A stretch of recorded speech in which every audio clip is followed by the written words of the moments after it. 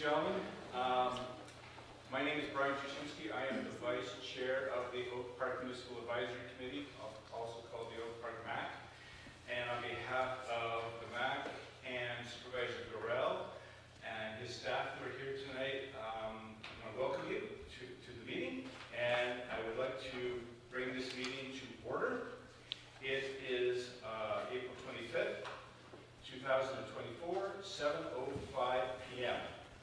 At this point, I'd like to do the roll call. If you could just, council members, please stay present. Michelle Santigi. Present. Jane Nye. Here. And let's see, we have Seema Chandler. Present. Brian Jasinski here.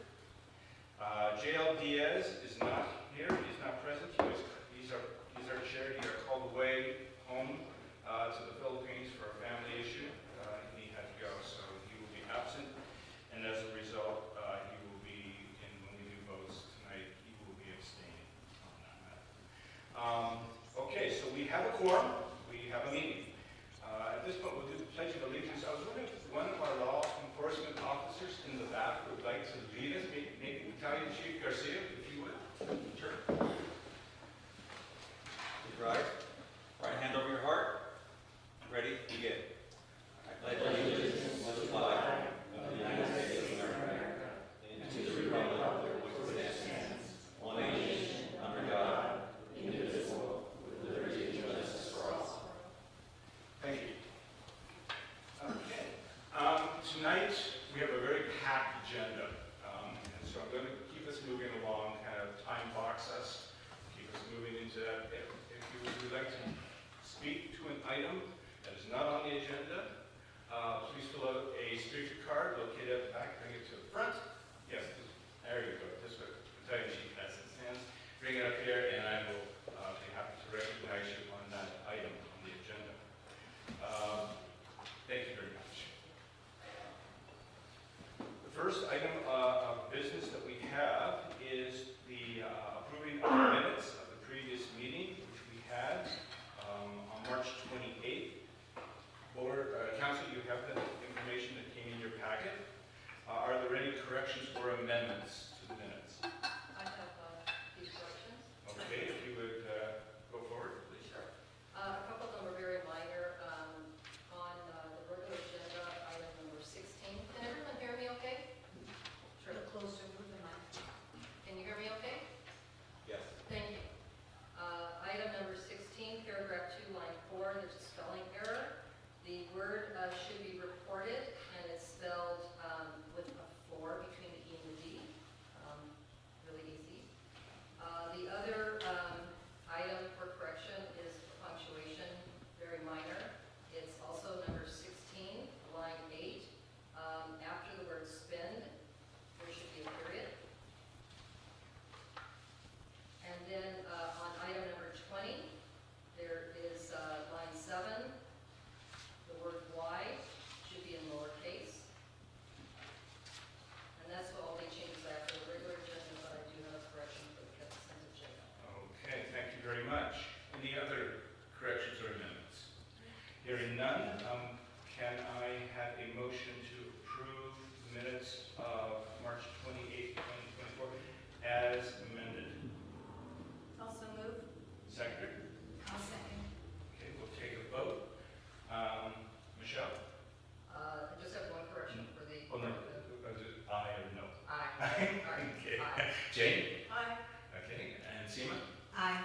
Chair says aye. J.O. Diaz abstain. Carries. The minutes are now as amended. Next item of business number 5 is approving the agenda for this evening. You've received that all in your packages.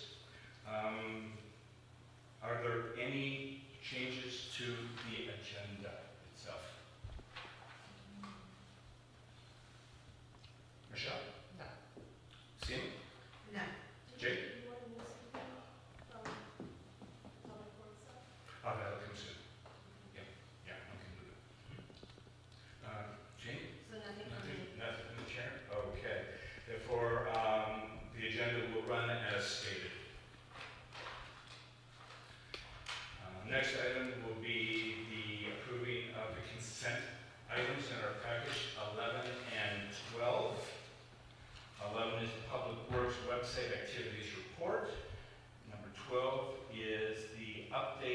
Ventura County Public Works cleanup of Medea Creek. Does any member of the council wish to pull one of the items? No? No. Okay. No. Nor does the chair. Consent agenda, the consent items are approved as presented. Thank you. Next item will be on public comments. I have received one public speaker card, and it is Mary Beth, is it Zetla? Ziola. Ziola, I'm sorry. Do you want me to go over here? Can I stay here? I was just going to say, these items are on crossing guards, and I'm not sure, is it pertain to budget? No, it's Okay. not. It's not on your agenda. Okay, let's go, that's fine then. If you Okay, could go to the podium, okay, could you this come to is the podium? Fraser. Yeah. Okay, so the first, you got two items, one is crossing guards, and the other is homeowners association trees. If you could just state your name and your residence, not your address, but city of origin. I'm Mary Beth Ziola. I've been at Oak Park for 32 years. Thank you. The first thing I heard, I was very active. We put 5 children through the Oak Park school system, 12 altogether with our 3 families that live in the area. And I was told by a friend of mine so very active that you were considering not paying for the crossing guards, or the Ventura County isn't going to be paying for Oak Park's crossing guards anymore. I just wanted to give you my opinion as a mom. My children range from 20 to 33. I've been involved in all campuses, and I've seen 3 near misses that will make any mother's or father's hair curl. I really believe that we need to have the county pay for our crossing guards. I don't know where school board has that kind of money. So just that one comment. The other comment is that I've called Dale a number of times to talk about the corner of Canaan and Sunnycrest. I believe that's Country Meadows. They own Country Meadows. 1 is right there, and then you also have several other subsidiaries of that same homeowners over across from the high school. And I don't know if you've noticed it, I don't know how they go about cutting down trees. I'm kind of a tree freak. Started beautification at Brookside, started the gardening programs with Oak Park Unified. And they're felling trees because they aren't cutting trees. They're not trimming trees. They're not having arborists come in and check these substantially large sycamores. And right now, the ones on the corner of Canaan and Sunnycrest, you have a lot that are about to topple, and they're going to be leaving those hillsides barren again. We've had plastic now on that corner for almost 2 years because of some sort of soil slippage on the hill. Trees are great for that. We're in California. If you don't have a tree, you're going to be hot in the summer, and you're not going to have, in the winter, it keeps also, if they're not deciduous, you're going to have some, retain some heat. So I'm just a little bit curious as to how the MAC deals with some of our homeowners. The other one is being a resident in Oak Park and also have children buying homes in Oak Park, which is everyone's goal is to live here. The area across from the high school, I'm Irish, I won't put it in my normal terms, but it is an eyesore. And it's been an eyesore for a number of years. That apartment complex does have homeowners that every renter has to pay into. There's no reason for it to look that way. It goes all the way from the fire station all the way to the duck pond. They own all that frontage, and if you walk up like I do, it looks like something in the middle of the valley. And that's not why we live in Oak Park. So if you want people to move to Oak Park, you have to keep Oak Park beautiful and have the trees. Right. So that's just my comment. If you guys need Yeah. some sort of policy made up for dealing with homeowners associations, the funds are there. I think we all know that. But someone has to liaison with some of these homeowners on how they make our community look if we want people to move here. Okay. Thank you very much. Thank you. I have another speaker card here, R.L. Miller. Would you like to come up to here? And the topic is on Medea Creek. Thank you again, Mary Beth. Thanks. Thank you.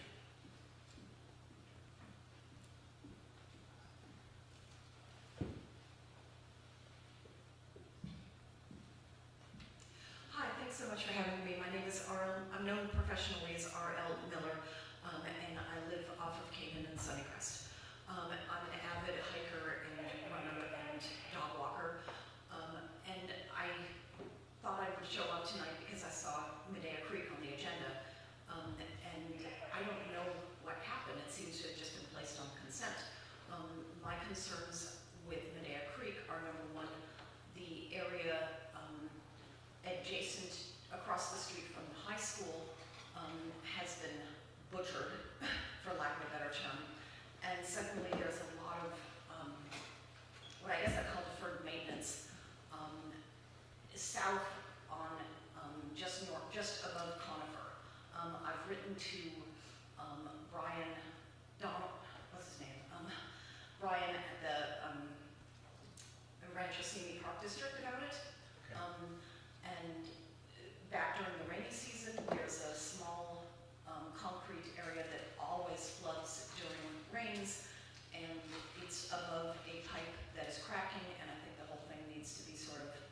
redressed, or some attention needs to be paid to it.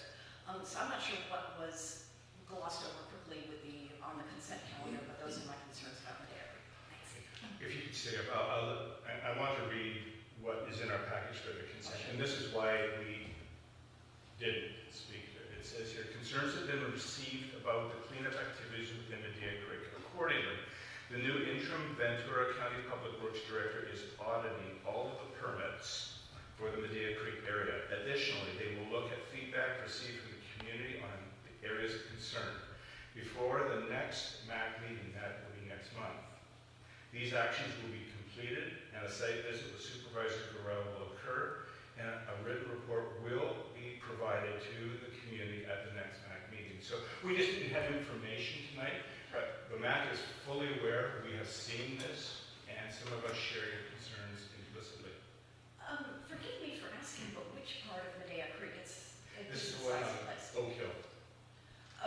Where they butchered it? Right, that's Okay. what we're talking about. Forgive my, No worries. yeah, okay. So next month, we'll have a report. It'll be on the packet. Go to the website. You'll see it, and you'll like to see it back here. Okay, who do I talk to continue to express concerns about the area that's a little further south?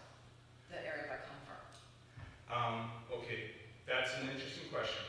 The land is owned, the land is physically owned, the creek is physically owned by Rancho Senior Recreation and Park District. However, Ventura County Watershed Protection District, under Public Works, they have what's called a legal easement over it, which allows them to do flood control work. So, they are the ones who go into the channel and do the cleaning. So, the concern that you would have, I would suggest you go to Supervisor Gorell's office on the comment, but it would be the county within their easement. If it's outside of that easement, like up the hill bankment to the trail, that's a different story. Okay, County.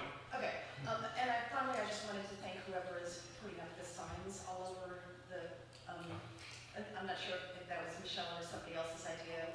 So thank you. It is increasing participation a little bit. Thank you. Yeah, I was told that I shouldn't be putting signs up, but I was trying to sell something. Anyway, thank you very much. Okay, are there any other I have not received any other cards. So thank you to both our speakers for speaker cards at this point. At this point, I would like to introduce Supervisor Gorell's staff and Mark Perryman, who is representing Supervisor Gorell tonight to give us greetings and an update on activities in the office. Thank you, Vice Chair Krasinski, Municipal Advisory Council members. Supervisor Rowe couldn't make it this evening. He sends his regards. We have quite a bit to chat about on the agenda this evening, so our office has been very busy and the supervisor's been directing a lot of the activity. So I'll be back up here a little bit later. We'll talk more, especially about the budget, some items that the Municipal Advisory Council wanted to see in terms of reports back, some different areas in the budget, in addition to that new Municipal Advisory Council policies document, and quite a bit more. So let me save some time for that and have a great evening. Okay, thank you very much. Before we move on, any other written comments? Has any member of the MAC received any written comments from a member of the public on any item? No. None. Okay, we can move on. Council, MAC comments. Those of you who are on committees, would you provide a brief update on any of your committee activities? I'll start with Michelle. Sure.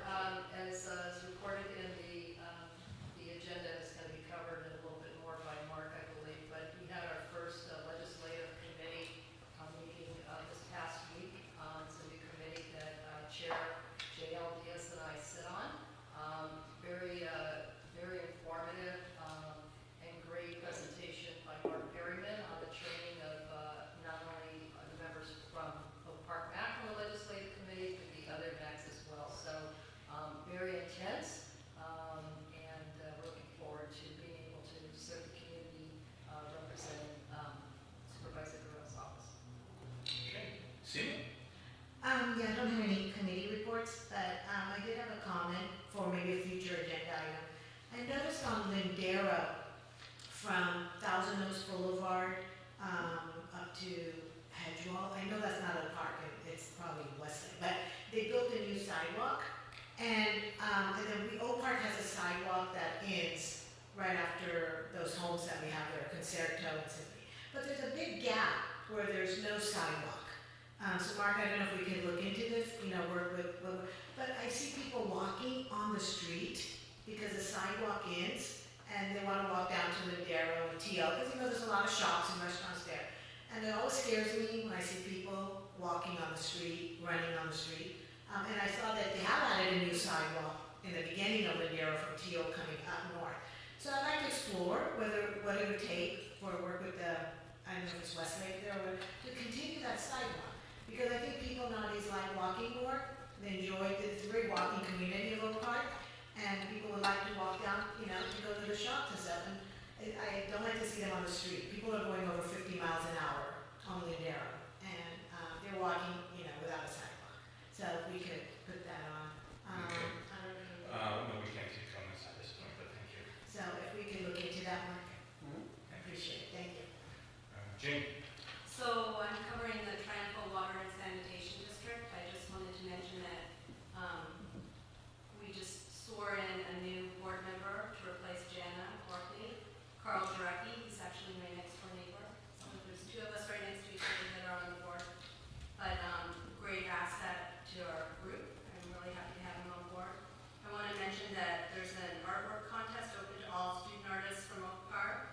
The deadline to submit the art is May 20th.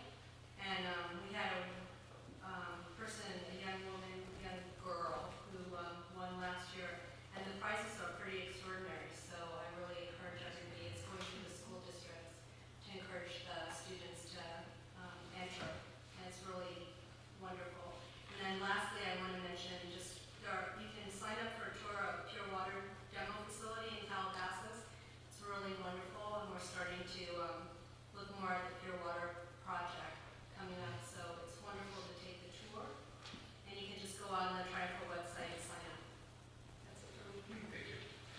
I'm on the landscape committee, what we call our our community service area number 4, which is the portion of Oak Park.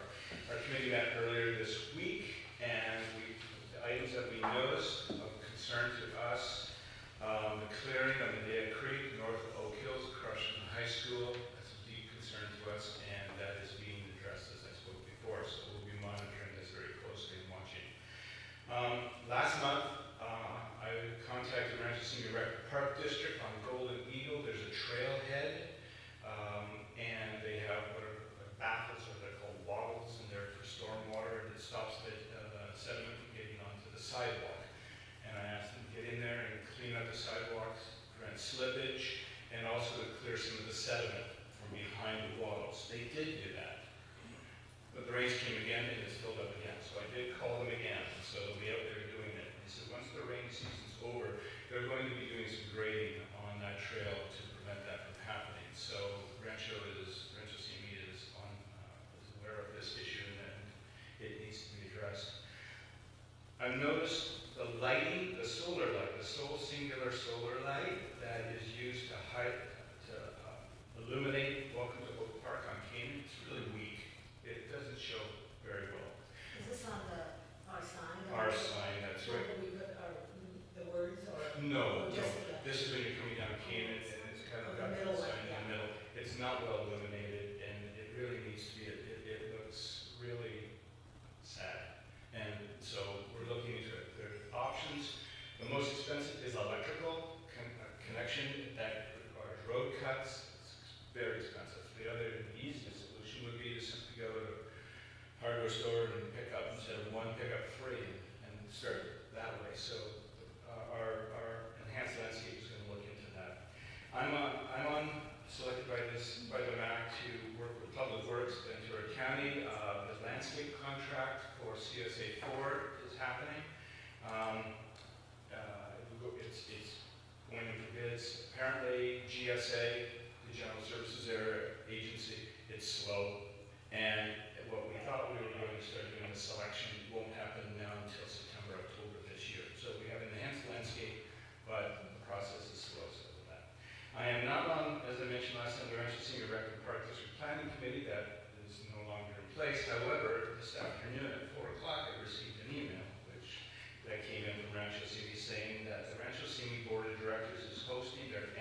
capital improvement plan workshop at their offices in East Simi Valley. And it's going to be on May 15th, and it's for parks, facilities, and amenities for Rancho Simi District, so that's Simi Valley and Oak Park. And the session is to identify the needs for Oak Park: trails, amenities, playground equipment, and they ask if we want, we can send a MAC representative. The challenge of this is, I can do it, but we don't have anything on the agenda to identify what it is that we would like to see. So it's going to be very difficult for the MAC this year to participate. So anyway, I'll work with Supervisor Burrell and see if there's anything we can do. What I would like to do is look at our list from last year and see what they did with our list, and if not, we can brush it off. So just to interrupt Yeah. about the Rancho Simi, I noticed there was a letter to Acorn by Jana Orton about the dissolving of our local committee so early. So how are we going to address that? And I think I brought that up too before, but why did we dissolve our committee before the elections? We'll talk about that. It's on the agenda. Is it on the Yep. agenda? Okay. I will. And the last thing is in the Acorn, there was an article a week or so ago saying starting April the 11th, Rancho Simi Rankin Park District senior staff are going to be at the Oak Park Community Center on Canaan Road between 4:30 and 6 o'clock every second Thursday of every other month. And any resident can go in and talk about what they see, what they want to see as an improvement. And so it's- Who is it going to be? It didn't say, but they would be senior staff that will be there. So this would be in lieu of the planning committee at this point. So the next date is June 13th. But it's not the board members, or is it? There is a board member who represents this area who will be in attendance. Okay. So that this will be on June 13th, August 8th, and November 14th, 4:30 to 6 o'clock at the community center. 4:30? 4:30 to 6 o'clock. Okay. That's all I have to report. What are the dates again? June 13th, August 8th, November 14th. At the Rancho Simi Community Center on Canaan Road, 4:30 to 6 o'clock. Okay.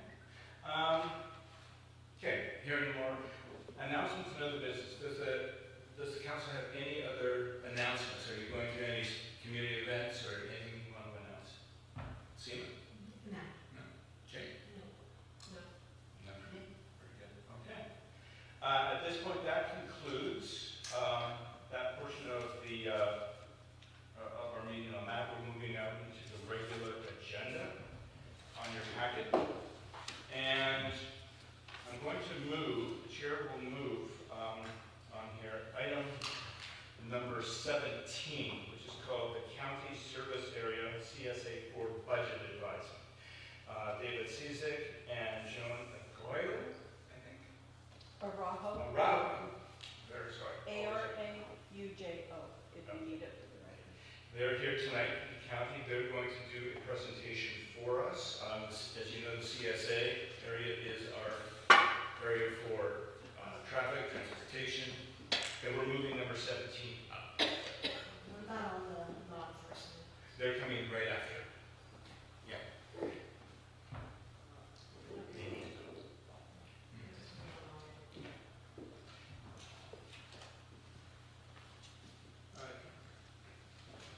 Good evening, Mr. Vice Chair, committee members. For the record, I'm David Sasek. I am the interim director of the Public Works Agency. I've been in the position for about 3 weeks. My real job is I'm the director of the General Services Agency at the county. Been there for 8 years. I'm a graduate from the Public Works Department. I was the director of the Water and Sanitation Department for a couple years when I joined the county. I have 26 years of military experience. I'm a retired naval officer with a background in mechanical and civil engineering, facilities management, facilities maintenance, budgeting, contracting, you name it. Just to give a little introduction to myself. And I'm temporarily filling in while they search for the replacement for Mr. Pratt. who retired about 3 weeks ago. So at the request, I think, of your council, or perhaps from the supervisor, I'm here to give you, I think, what is another brief on the budget. We've made a few changes that I want to highlight and just give you a few things for your information. So I'm going to go ahead and get started, and I understand there's a lot on the agenda, so I will take as little or as much time as you want. If you have questions, I'll do my best to answer them, but I also have Joan here who can help me with anything that I'm not aware of. So first of all, I just wanted to give you an overview looking back of where this CSA tracks when it relates to, as it relates to revenues versus expenses. And so this is really important if you want to look at, you know, the sustainability of the whole, you know, the overall budget unit, right? So one of the things you want to make sure is that your expenditures are not outpacing your revenues. And if you look, you see the darker line at the bottom for most of the graph, that represents the expenses. Those are actual expenses over the years on the left side of the graph as you look at it. So you see, for the most part, the expenses are below the revenue. There's a couple of years where it gets close, and you can see when we move out towards the projected budget, those lines cross a little bit, and I'll talk to that in a minute. But that's basically, as you look forward, you can see that, you know, I think over the years this budget has been well managed, and I'll show you a graph later that talks about what the fund balance looks like, and you'll see that it's grown over time. So if you look at the far right-hand side of the graph, you see that we're looking forward. We've projected the end of this fiscal year, and we have a projected budget for next fiscal year. So you see at the projected end of this fiscal year, we're projecting that our budget's going to come in, our revenue is going to exceed our expenses again, looking forward. And that's assuming there's no emergency expenditures or anything that causes us to go off track. That's just projecting the last 3 months of the budget execution based upon where we've been for the first 9 months. And then you look at the projected budget for FY25, and you see those lines cross, and that may raise some questions in your mind. And in reality, what we typically do when we budget, and I'll talk to you later, we've tightened the budget down a little bit. What we typically do when we budget, in the county budget process, you have to have what's called an appropriation. So you basically have to have permission from the Board of Supervisors to spend up to a certain amount of money. And if you don't have that authorization, you can't spend more than what you've been previously authorized. So typically when we budget, and that's why you see the gap there between budget and actual expenses, because what we want to do is we want to make sure we just have a little bit of breathing space. Because if there's an emergency or an unplanned expense, we want to make sure that we have the authority to respond to it immediately without having to go to the board and say, hey, we need you to increase our authorization to spend this money. So that's why you see that. So I don't really get too concerned looking forward into the out years until we actually get into the year of execution, because then we can see, are we actually expending up to what we budgeted. So I know it's kind of a long drawn out thing, but it really helps you understand what's going on there. Oops, that's the wrong button. All right, here we go. So this is where the revenue comes from. And really the main thing you want to take out from this is, you know, you see there's a special assessment, that's the bottom line, pretty much flat, right? And then you have investment income, so that's revenue generated from our fund balance. And then you see that big line, big greenish looking line. I'm colorblind, pretty sure that's green, the top bar. So that's the meat and potatoes for where the revenue comes from for the CSA, and that is the property tax. There's an assessment on the property tax. So that's been going up over time, and basically what that's doing, that's a reflection of, you know, the properties that are sold, and then the property tax base gets reset. So as it grows over time, you see that number going up. So as you look at people moving in, people moving out, and reselling houses, that provides the opportunity for that property tax to increase based upon the reset property value, just like any other property tax, anything that's tied to the property tax. So again, typically when we budget, we are a little bit conservative in terms of what we're estimating the property tax is going to do. So we don't bank on a huge growth in that. We really, and the county does this as a whole when we look at our overall budget. We really look and we take we don't take a best case scenario, we take what we think is a reasonable case, and normally those revenues are tracking a little bit higher than what we projected. So that's another good thing when you look at the overall health of the budget going forward. Okay, so one thing I want to call to your attention, one of the big places where the CSA spends a big chunk of their resourcing is on these two sets of utilities, which is water and electricity. And I'm just going to throw this up there so you can see it, and you can see that, you know, the water bill is very much dependent upon what happens in the world with rain. If we get a lot of rain, we don't have to run a lot of irrigation.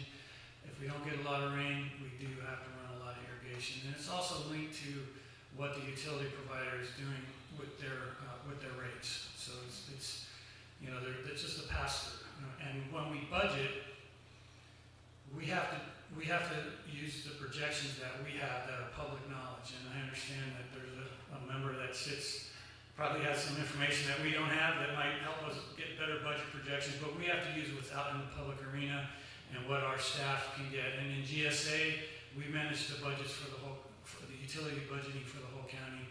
And so we're really doing our best to try to estimate what those utilities are going to come in at for future years. But again, you see it's a big chunk of money, and you see we're projecting the end of the year projection for this year to end up, again, being a little bit higher than the previous year at about $317,000. Okay, so we had some questions asked to us about what was the impact of putting in the LED streetlights, right? And it's like, hey, we didn't see a lot of savings. Well, you really did. It's kind of hard to see it because when the rates are going up, even if the utilization is going down, the actual amount we're paying may not change as much as you thought. But what we did is we looked at FY20 and FY21, and you can see when we put those lights in that time frame, the electric bill dropped tremendously. And that's because those LEDs use a lot less electricity. But what's happened over time is the utilities raised the rates. So that's why you still see that electric bill. And we ran an analysis, and Joan, I don't remember the number, but I said, tell me what it would cost today if we didn't have the LEDs. And it was a really big number. And I don't know if you remember that, Joan, but I think currently it would have been about 900,000.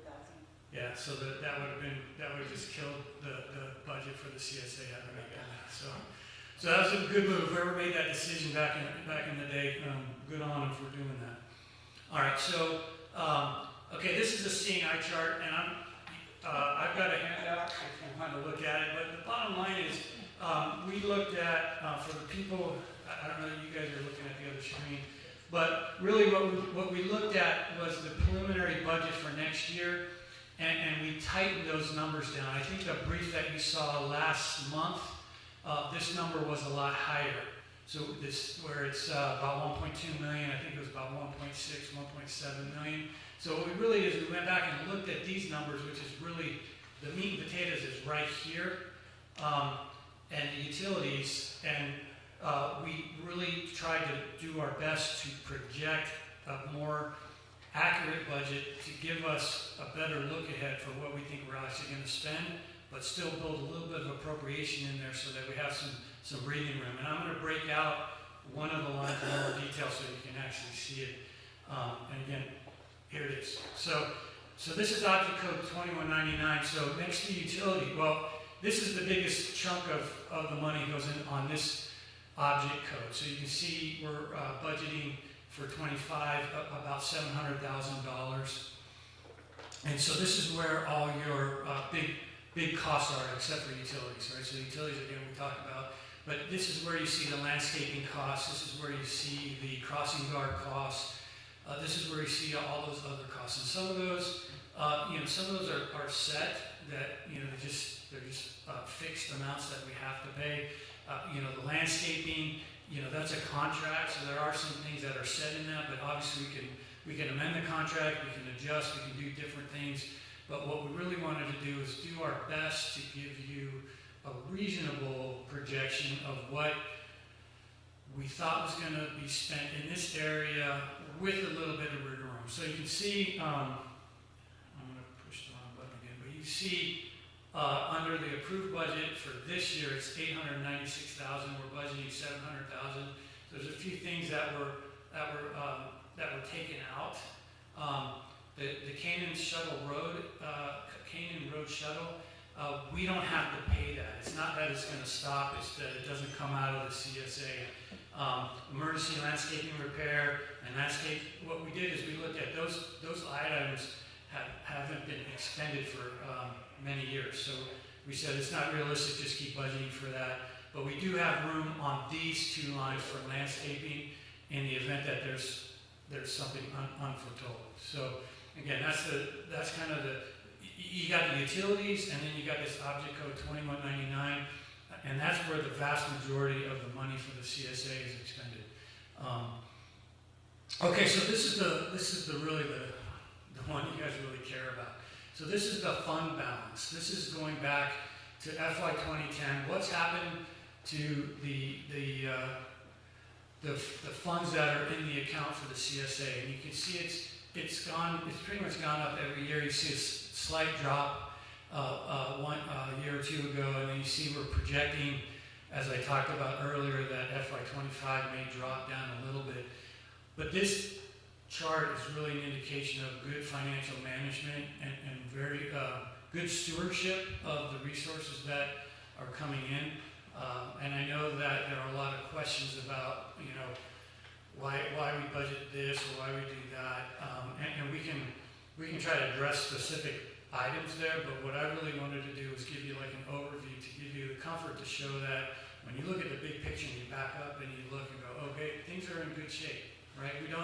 We're not. It would be really bad if that line was tilted the other way, and then we're running out of money and we're spending more than we're taking in, but we're not seeing that. So the decisions that are being made as it relates to how we expend money in this CSA are very responsible. And I'm not worried about FY 25, and it's not because I'm the interim, it's because I think when you look back at the history, this is the way it's gone. So it's probably pretty safe to say that unless something unforetold happens, we'll see that line when we do the actuals, it's going to tip up a little bit. But even if it drops down, it's still very healthy. So with that, I said I'd be quick and I can answer questions and address any concerns that you may have for as long or as short as you want. Thank you. Thank you. Thank you. Let's drop this. Okay, questions from the council. I'll start with Michelle. Thank you, Chair, Vice Chair. In regards to the public safety license plate readers, is that on the agenda tonight? I can talk to that. Yeah. When we go to I can address it as well. Why don't we talk about it now? Yeah. Go for it. Can everybody hear me okay? Thank you. So what I pulled up was the original quote or proposal from last June. It was a 2-year contract then, and the one that we have, the most recent one is 3-year. The costs have gone up.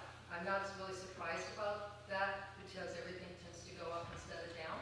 But I just wanted to bring to the council's attention and to supervisor's office attention that that cost went up to the extent of, for a 3-year contract, it went up by $1,300, and then if it were a 3-year contract, it was $2,200. I'm wondering if there's an opportunity for us to work with Flood Safety to get that quote lower. Absolutely. Chair, or Vice Chair Jasinski, Municipal Advisory Council, Ms. Santucci, you're absolutely correct. It did go up. In terms of the rationale for why it went up, we're not quite sure. We could take that back and take a look at it. When we asked them to give us an updated quote based upon what the Sheriff's Department recommended, and I can chat about that in just a moment here, we asked them to do a multi-year quote because in the event that the council wanted to advise the supervisor to move forward forward with this, this is generally a long-term investment. And so the longer the term of the contract from a maintenance perspective, generally you can get some price breaks. They weren't willing at the time to go beyond a 3-year pricing window. And I'm not sure why, but we can go back and push on that. If you'd like, I can actually go into the Sheriff's Department's recommendations. Sure, that would be fine. Sure. I believe it was last year or the year before, a member of the Ventura County Sheriff's Department came to this Municipal Advisory Council and made some suggestions and recommendations based upon license plate readers that have been installed throughout the community. And since that time, this Municipal Advisory Council has actually asked for kind of a report back in specific recommendations on where cameras would go. In the packet for tonight is a memo, this memo here, that actually talks about the specific locations that they recommend. And then also there's a little bit of narrative in here about how the license plate readers have helped to address crime a little bit quicker and more accurate than the Sheriff's Department would be able to without them. And so we can chat about that if you'd like, but otherwise I'll leave the memo here. Maybe a member of the Sheriff's Department team, if they're here, might want to speak. If you've got questions, we can chat with them. Though I didn't prepare whoever is speaking tonight on it, so apologies if it's a left field request. This is a map that Detective Lynch put together. This map showcases the license plate readers that already exist in the community, in addition to license plate readers that are proposed in the community. The license plate readers that you can see here are both in Los Angeles County, in addition to in Ventura County. So these are license plates that the city of Agora Hills is already, license plate readers that the city of Agora Hills is paying for presently, in addition to that license plate readers that the city of Thousand Oaks is also put in place, as well as the city of Westlake Village. The key thing here is that it's Flock Systems that manages these license plate readers, this network of license plate readers.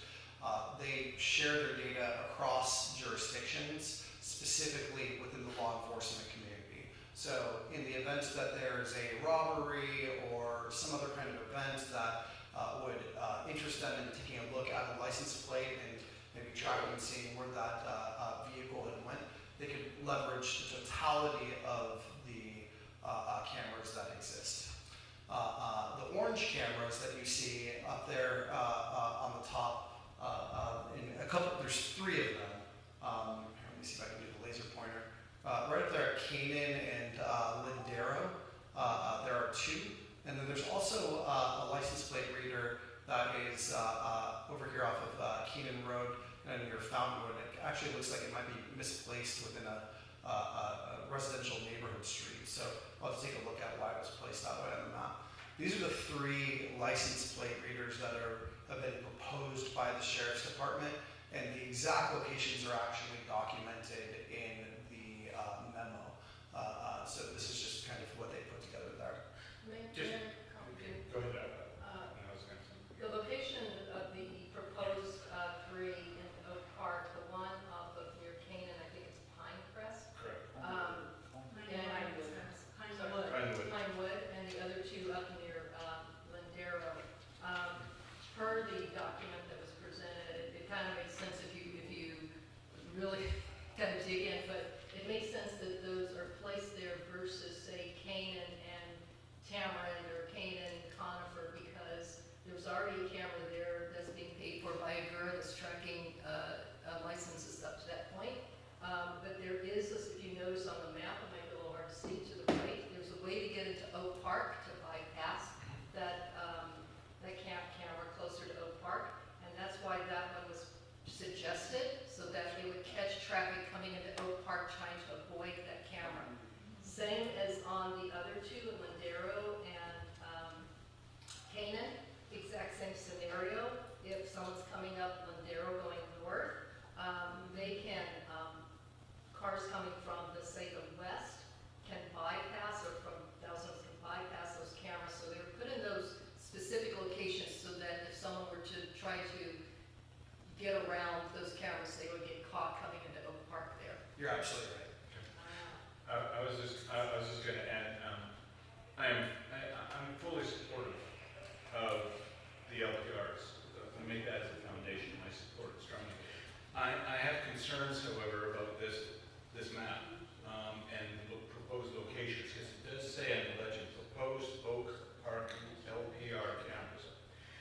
two that are up in the north, that are up in there, that's Canaan east of Falling Star.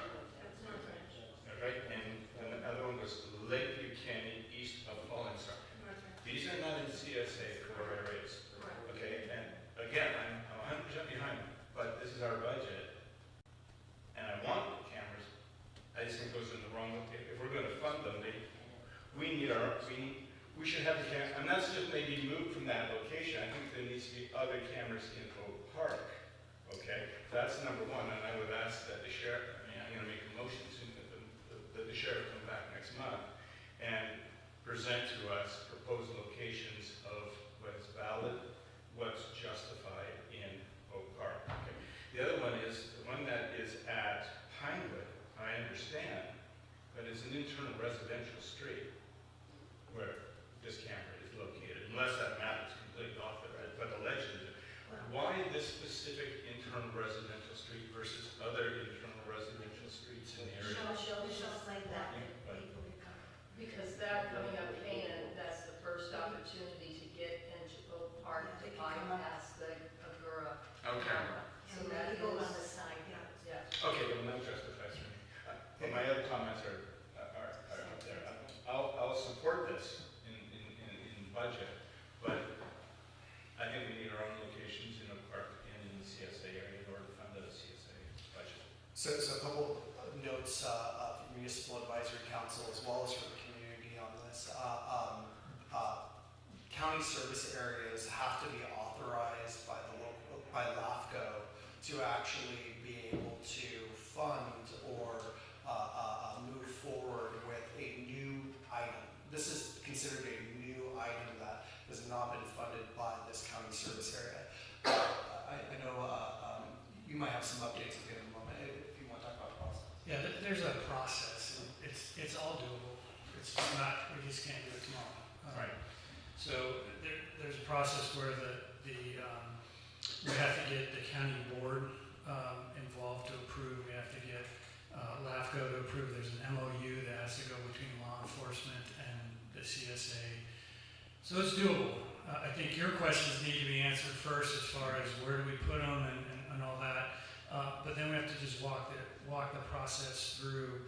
That may just take a little bit of time to get that done. And my conversations with the LAFCO director, he doesn't see any problem with it. It's just, as everything in government, we have to make sure we follow the appropriate processes and make sure we have the right authorities.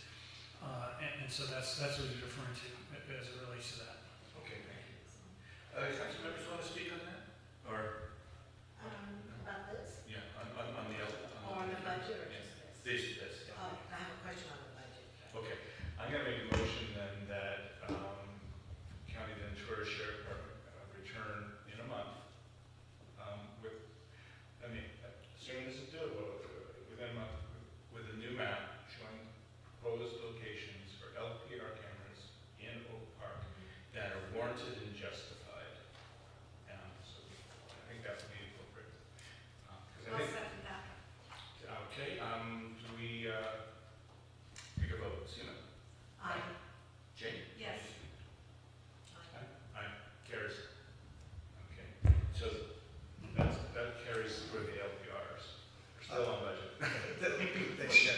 I know there are a number of other items that might want to be discussed, like crossing guards, and there's a separate packet on that. But just due to sake of time for our interim director and staff, if there's any other questions specifically as it pertains to the budget presentation Yeah. holistically, we'd love to. Oh, Chair well, Chair recognizes Sina. might be a little specific, but on the revised budget, the object code 2199, I noticed for the crossing guard, 2023 actual was 149. Then why are we budgeting 210 for 25 when we only have 149 for 23? That's a big increase. I believe that's based on the quotes that we're getting as it relates to the labor rates that are being driven by the school district. That's, as you see, they're having to respond to what's going on, the cost of the labor to put That's those more than cars 20%. I don't get raises of 20%. in. Well, come on down. Yeah, come on down. So you've got the details. Okay. And also we That's have. like, that's that's we a have huge, a representative from the school that may want to that's a speak to that. huge increase. Yeah, a couple of years ago, there were two things that occurred. One was there was an increase in the number of crossing guards, and this was before Supervisor Gorell's time. And the other, the school board was required to begin paying a prevailing wage rate for the guards, and guards were not paid on that scale. So it completely changed the payment scale, and we saw it as a result in the budget. What is the prevailing wage right now? Do you know? I don't know, I'm sorry. Okay. We added that extra crossing guard a few years ago, I think it was before 23. So, but I think this is just, must be your prevailing wage, but that's, I just want to make a point, that's a really big increase. That's $60,000 increase from 149 to 210. I still think that's a lot of increase, and that's why I'm really concerned about our crossing guard expense. Okay. Jane, do you have a comment on this? On this, on the contract? The chair had some concerns. I had some concerns along the same line with crossing guards. I never said that we want to get rid of them. Yeah. What was important was, at last month's MAC meeting, retired Public Works Director Jeff Pratt said Oak Park with MAC was the only MAC in unincorporated Ventura County that funds crossing guards, and I asked why. What makes Oak Park unique? And his response was, I don't know, but it's been like this for a long time. Okay, that's an honest answer. So consequently, in discussions and in further research I had this week, I understand that the school district is exceedingly strapped for cash, and that in fact this does fund for safety and for the crossing guards. I'm at one point thinking, well, if the school district has funds and we're the only ones funding it out of the MAC, you know, there are five crossings, I counted them, and there are 6 guards. There's 2 at the high school. Wait, we have like 15 guards. We have more than 6.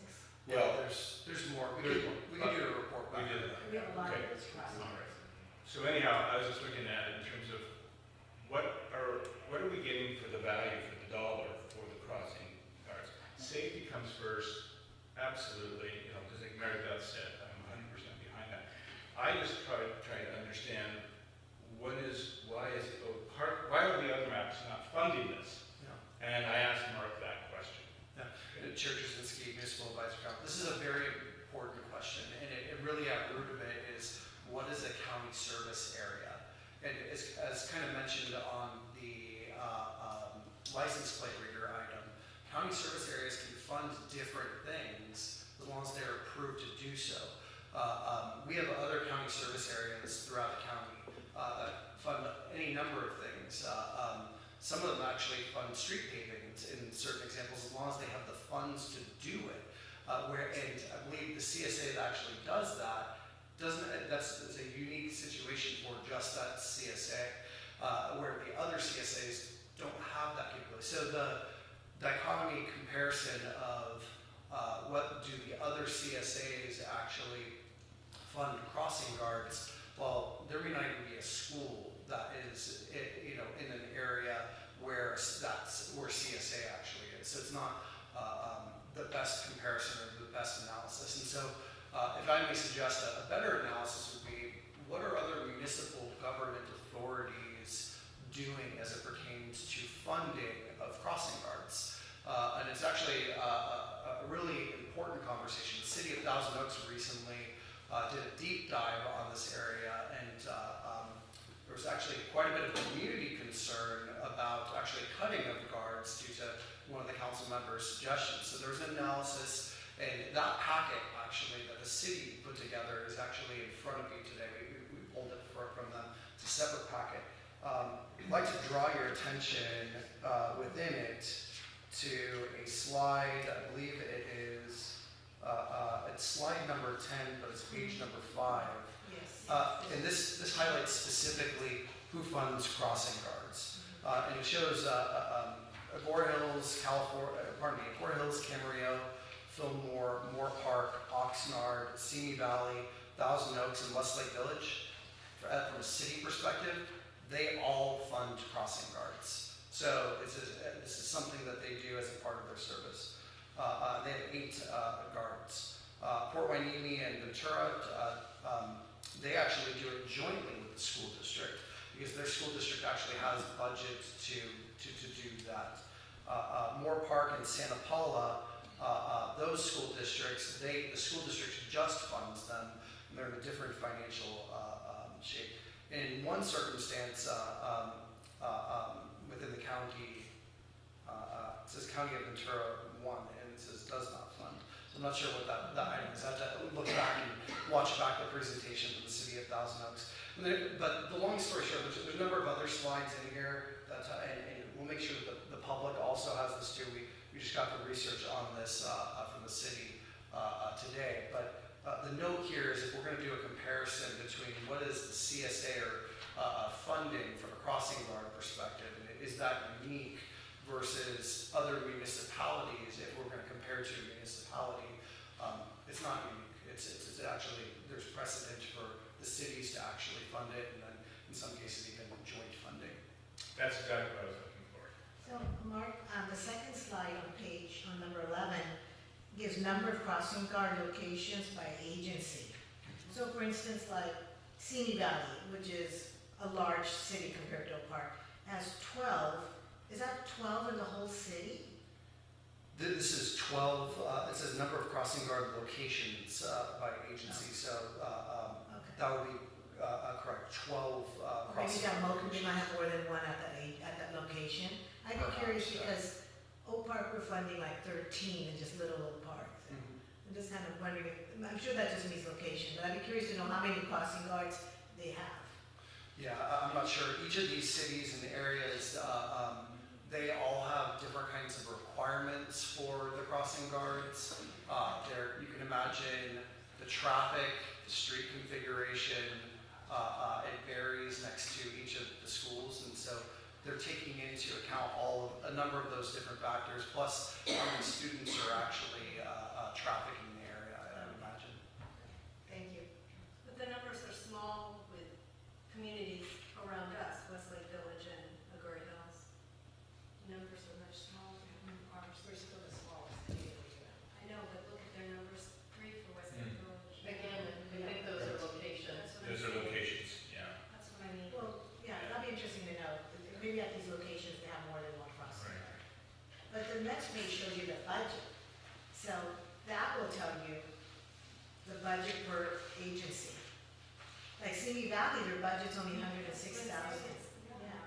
But we have And budgeted, Westlake Village. we're budgeting $210,000. And Westlake Village is quite small. So I'm still kind of confused why we have double the budget of Simi Yeah. Valley.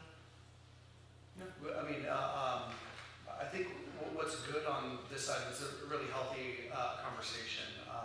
I think what probably should occur is if the Municipal Advisory Council would like, we can work in partnership with the school district to come back and take a look at it and maybe show where all the locations and kind of open up, what is the process and the procedure that is there.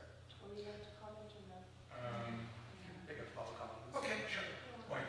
Well, Well, you not only have different locations, you also have different dismissal times. We have 3 elementary schools that have early dismissals. The other thing is that more than just what the locations are, you need to find out in those districts that do have income that are part of the city, is somebody else in the city helping pay for that? Just because it's reflected that it's $110,000 paid by Simi Valley, they might have someone else kicking in from the county. So you need to know where all your funding's coming from. You just can't ask how many they have. okay, that's a fair point. Let me just ask this in terms to staff then. We have a budget, a preliminary budget that's coming forward to the Board of Supervisors very soon. Without hemming us in here, looking at these dollars, if we agree in principle to these numbers, and then, like, okay, we accept the 210, can the process be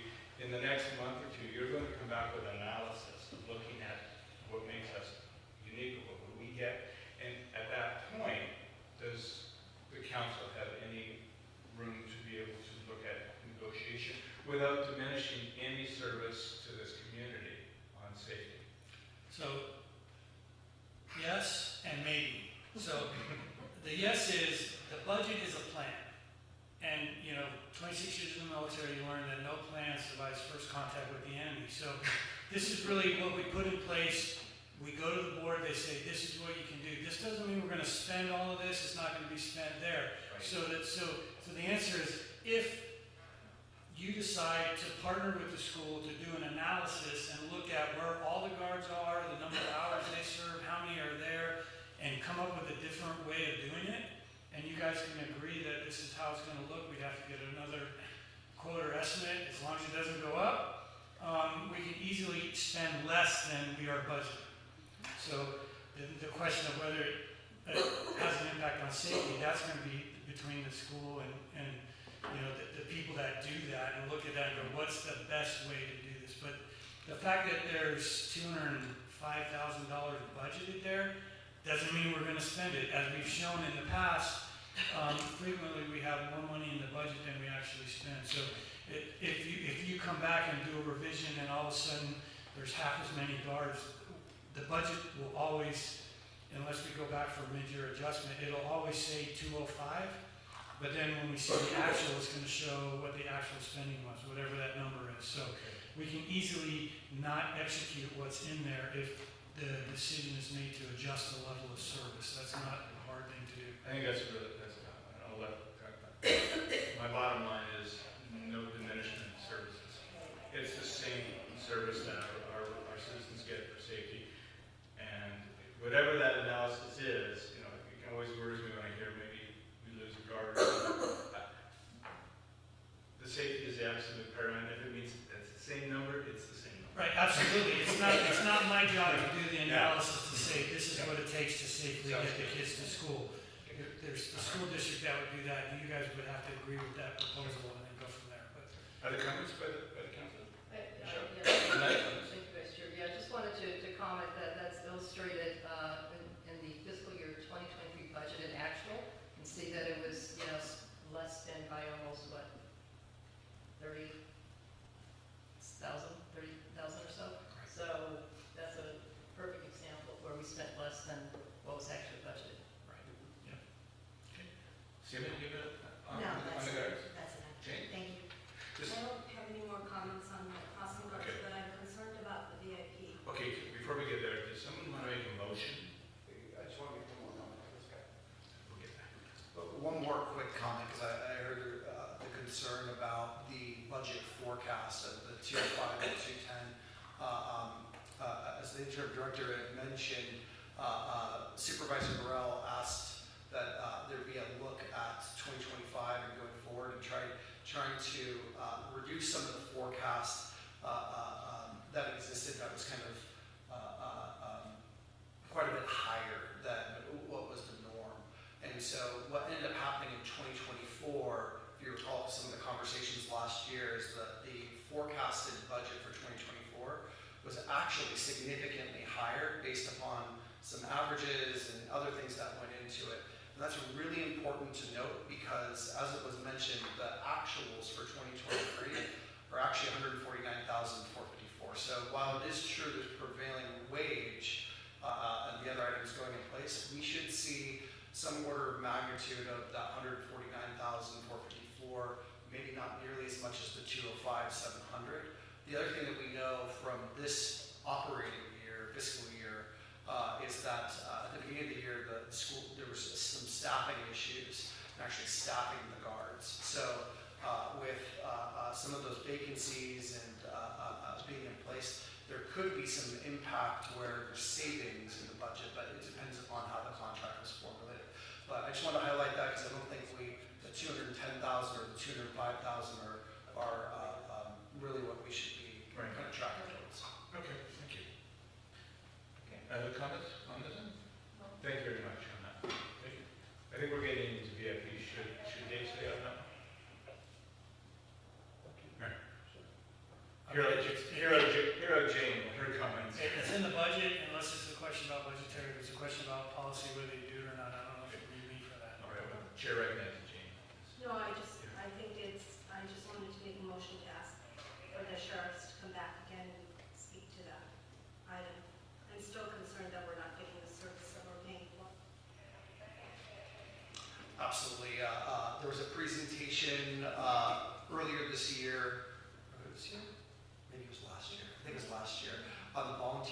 leasing program. There was some discussion at that point and concern from Municipal Advisory Council. We're not really seeing the service in the community, and I think what a member of the Sheriff's Department indicated is during the pandemic, the VIP program, the volunteers that are a part of it actually, the numbers diminished, and there weren't enough VIPs to really serve the program to its full extent during the pandemic. So they're actively rebuilding that. That was their update the last time they were here. I think to your point, this is a good time to bring them back and say, what's the status on the volunteer effort, and I'd like to get some any new updates? metrics, yeah. Yeah, updates on metrics for sure. So Jamie, can I make the motion? Well, do we need to, Mark? I think we do. I think we have to. Okay, I'd like to move that we bring the Sheriff's Department back to speak to the VIP metrics. A second? Discussion? Seaman? My comment on that is I totally agree with you, Jane. I think when we had the presentation, we heard what is VIP, here's the training, and the metrics were like, here's the number of people. What I want to see is, and I think it may be a very fine program, what's the actual quantitative benefit to this community? What are they actually doing that shows a tangible, here's a result that this happened to this community, or we were able to help these number of residents on an emergency when something happened. Quantify the value of the money is what I'm looking for. Or vacation calls, they said that they're available. I thought they gave us those numbers. They did, but they were Yeah. low. They were low. They were low. So if we can do that, so the motion I have a second. We'll take the vote. Seema? Aye. Jane? Yes. Michelle? Aye. Chair says aye. Carried. Um, JL, abstain. If there aren't any other budget questions, and they're more program specific, if it's okay with the council, I'd like to thank. Let me just say, I mean, you asked us to prepare a quote-unquote wish list of Yes. projects. Does that wish list require staff to be here? Okay. Thank you. Thank you. very much. Thank you. Thank you. Appreciate it. Thank you, Joan. Thank you, Jim. And that's actually a great segue. There's some other items that are on here. If the Municipal Advisory Council would like to chat about them in terms of status or progress or otherwise, open to that. But definitely interested in the community's feedback on how these services are going and if there are other services that should change. And so I'll leave it to you, Chuck. Okay, I think what the chair would like to do is, this topic here is great, and I'm going to put a stop on it at this moment, postpone it, and I'd like to get back onto the regular agenda, because we do have our law enforcement staff here, and I'm sure that they'd love to hear me talk about plants, but I don't think they have all night to listen to that. I know, they're very busy. So, I get back onto the agenda here, and we're number 13. So, we have the California Highway Patrol. We have Officer Ryan Ayers here. No. Is there someone from the Highway Patrol that wishes to speak? None here. Okay. Thank you very much. Ventura County Fire Department. Battalion Chief Garcia. I didn't get my brain correct. Welcome to Oak Park.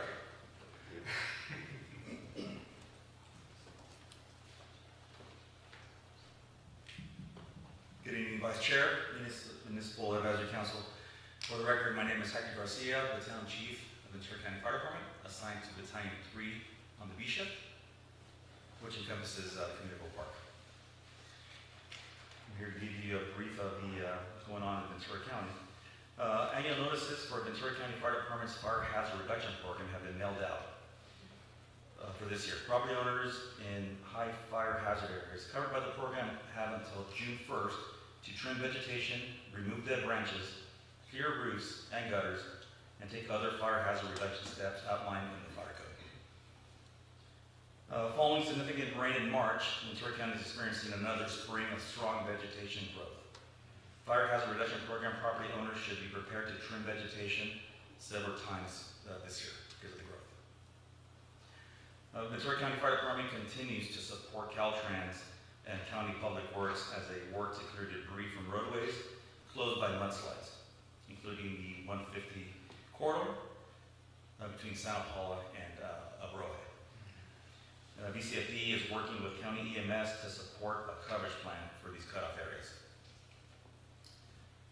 Bids have been submitted for the construction of new Fire Station 29 located in downtown Santa Paula. A contract is scheduled to be awarded later this month with a tentative start construction date of May 21st.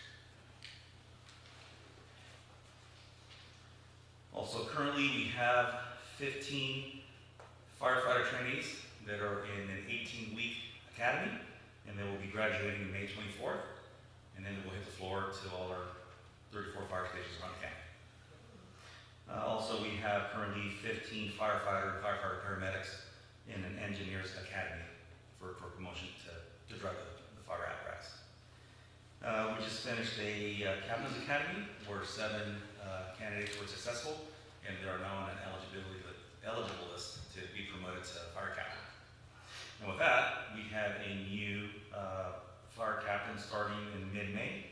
Captain Fernando Calderon will be assigned to Oak Park Fire Station on the B shift, starting mid-May, and he comes coming over from Lake Sherwood.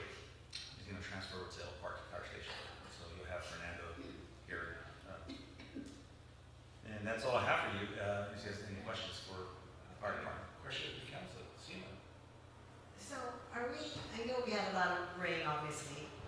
It seems like we can't win. If we have a lot of rain, we get extra growth. We don't have rain, then we have dry, brush. So are we at a higher risk this year for fire, or just same?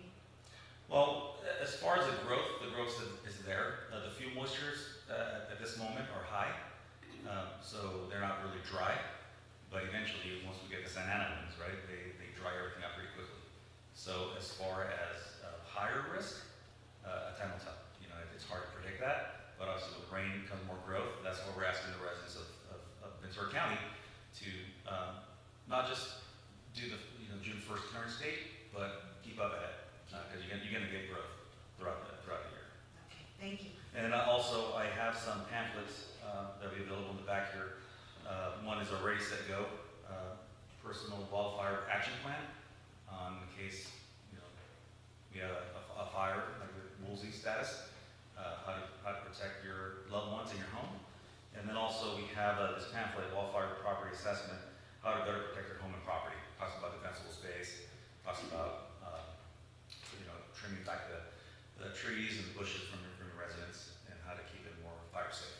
So these pamphlets, we'll be glad to leave them in the back for any community members that would like to read them. That's it. Great. Jane? No questions, thank you so much for coming, appreciate it. Michelle? I have one question, and I'm not sure it's something that you can answer, and maybe Supervisor Durrell's representative Mark can answer.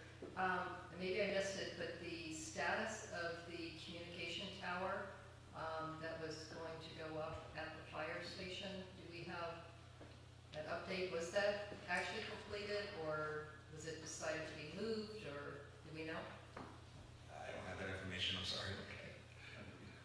I was going to defer to him, but I know there was, it was tabled for a little bit because there was a re-look at it, but I'm not sure when it's supposed to, I'm not sure the status, we can take a look at it.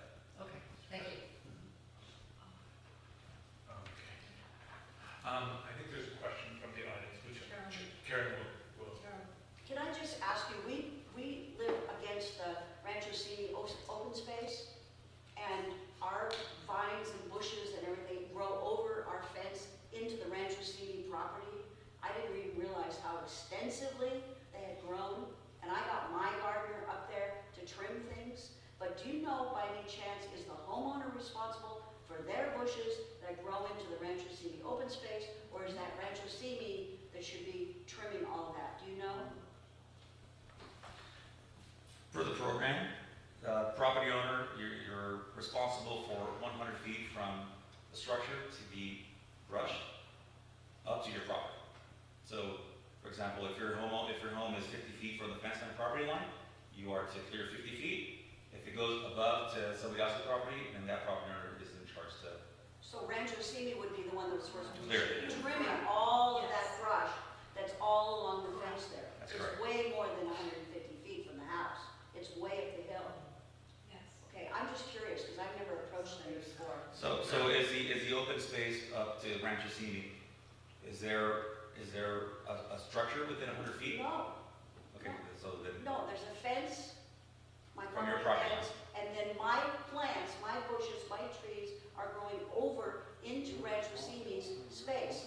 So which legally, well, If I was- if there's no structure within structure. 100 feet, then you don't need to clear. It doesn't fall within the there's no parameters. structure and it's green.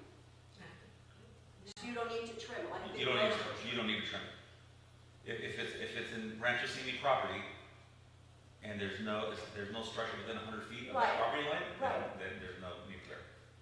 Oh, It's gotta be 100 feet from your structure. no, my structure's way Okay. far. You're fine. So green branches and things that are growing over there, that's okay. That's okay. Yeah, if there's no property, if there's not a structure, No. then you are. It's good exercise, Sean. Oh, thank you. That's awesome. And it's expensive paying your gardener to trim Rancho Simi's stuff, so that's what I'm saying. Yes. But I didn't know if it was green, that we're okay. Yeah, if there's no structure within 100 feet, then you're fine. You're okay. That's With it. Rancho Simi. Thank you very much. And some of that information will be in these pamphlets. Thank you. I just have one question. Our very good friend Captain Larry Williams, who is for fire prevention, has come many times and spoken with us. He indicated he is on a committee. He's been on it for approximately a year and a half excuse me, guys. Can we just keep quorum, please? Thank you. He's on a committee at the Sacramento level, State level, correct. state level, and there's going to be new state law in terms of fire prevention for residential, new subdivisions and existing subdivisions. And I think some of the new subdivision laws are coming into effect this fall. And I think he said 2025, existing residential areas, properties will have possibly, if it's approved in Sacramento, it may not be 25, it might be 26, it could be 27. But it's pretty aggressive, you know, some of the trees in terms of any portion of a tree. I think that is within, I heard either 5 feet or 15 feet, I'm not sure. I'm hoping it's 15 feet, not 5. Any portion of a tree, even a trunk within 15 feet of an existing residential home under the new proposed laws would have to be removed. Is that in fact what we're hearing, or is it not? I don't have that information. Larry will be the person to know that. It's still up in Sacramento, like you said, getting discussed. Okay. So I don't know what the. Because when I talked to him, I said, do the people in Sacramento understand the value of oak trees? Right. And the answer was, a tree is a tree is a tree. Oh. So, okay, so I'm just keeping us all on radar here. We'll watch, and I think at some point we should get Larry back in again and give us an update on what's happening. But last time he was here, he said, what I tell you today may not be, in fact, what's going to happen in 6 months, because it's elected officials and it's a lot of agencies. But it sounded fairly aggressive. Can I move on to? Yeah. I think referred to as zone zero, referred to as zone zero, so within 5 feet of structure. Thank you very much. We appreciate And then that. we'll get back to you as far as the communication status That'd be great. and Okay. Mr. Larry. Thank you. Take, yeah. Even that tower. Oh, the tower was stable.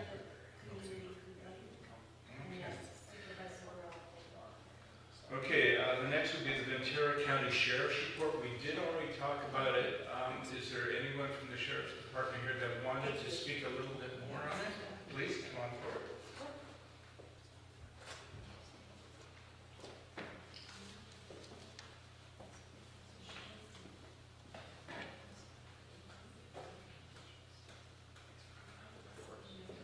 Welcome. Hello, thank you. My name is Tim Barron. I'm a detective with the Ventura County Sheriff's Office out of the Thousand Oaks Station. I cover property crimes. It's mainly what I'm here to talk about. So I'll cover that first, and then whatever I can cover extra.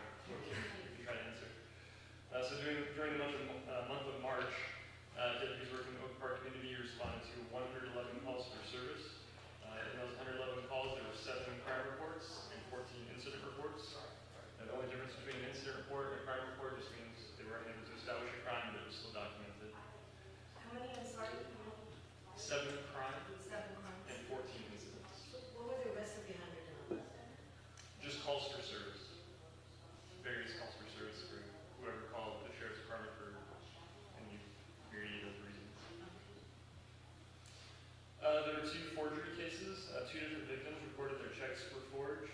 One case was a stolen check from a residence. The other was a check that was altered and forged with the victim's personal information. Those cases are both still under investigation. Domestic battery was reported and the suspect was arrested. A simple battery was reported and that case is still being investigated. Back in February, I don't know why it wasn't covered, but 2 golf carts were stolen from a high school due to a new reporting system that the sheriff's department is using. That report got a little bit delayed. Detectives investigated that case and were unable to identify any suspects, and there was no workable evidence, and the case was closed. Beyond that, we're just encouraging community members to check their security cameras, make sure they're operating properly. Those are the best tools, along with the block cameras, that we can use to help solve crime and prevent it. There's been an increase in telephone scams throughout the community. So just remind community members, any entity over the phone asking for personal information, just be extra cautious, especially if it's for banking information. It's usually not legitimate. And the scammers typically will ask for community members to pay for services via gift cards or cryptocurrency. That is always a scam, so just make sure people are remind your neighbors, remind the people that you feel may be a victim of that, just be aware of those red flags, and to call us if that does happen. And then finally, we're pushing a campaign for, with the upcoming summer months, a lot of hiking going on, and so we've seen an increase already in vehicle burglaries from hiking trails. So the most important thing you can do is leave anything valuable out of your vehicles, even if you're going to put it, under your seat, center console. It's best just to not have it in your vehicle if you can avoid it. So our mantra for the summer is remove it, lock it, keep it. That's what I got so far. And then, Very good. Thank you. Yes, Mark. I just want to jump in and say thank you to the detective for hanging out with us so late in the evening, but also want to mention to the Municipal Advisory Council, at the last meeting, there was a discussion of crime that wasn't being reported in the regular MAC reports and things that had shown up in the Acorn. And Dale Thomas, who works on this Municipal Advisory Council, primarily has worked in partnership with the Sheriff's Department to bring in all those additional crimes. So I want to thank the detective and the team for pulling together the more detailed report, and we'll continue to see this going forward. Yeah, Thank you very much. Appreciate that. Any questions from council? And I appreciate the more detailed report. Thank you. I have a question. Changes. There have been some issues with the CVS drugstore up the street. Have we seen anything lately? What Any crimes? just generally, like, from that store? Yes. Not that I'm aware of. Okay, thank you. Seema? No, thank you. Thank you very much. Thank you. Very good. Thanks for keeping us safe. Yes. Next, Ventura County Library. Do we have any representatives? I don't see any, so thank you. We'll move on then. Next item on the agenda, then we're back into our CSA 4 budget advisement, and the council was invited by the supervisor to create and present what they would like as a wish list, if you will, of projects that might be added to the budget. I don't think we were asked to actually provide a dollar value, but if you have, over the past year, heard from community residents, things that are not what they think should be improved in Oak Park, this is a good time to be able to present it. We're also asking the public to tell us as well what is working, but more importantly, what would they like to see in terms of improvements, refurbishments, something new. Can't promise we're going to deliver, but we saw the word healthy that was extremely good news. So I'll open it up for discussion to the council right now and see if you have things that you would like to have added on the wish list. We would send to Supervisor Correll and his staff to do additional work and research and see if these things are opportunities to add into this year's budget.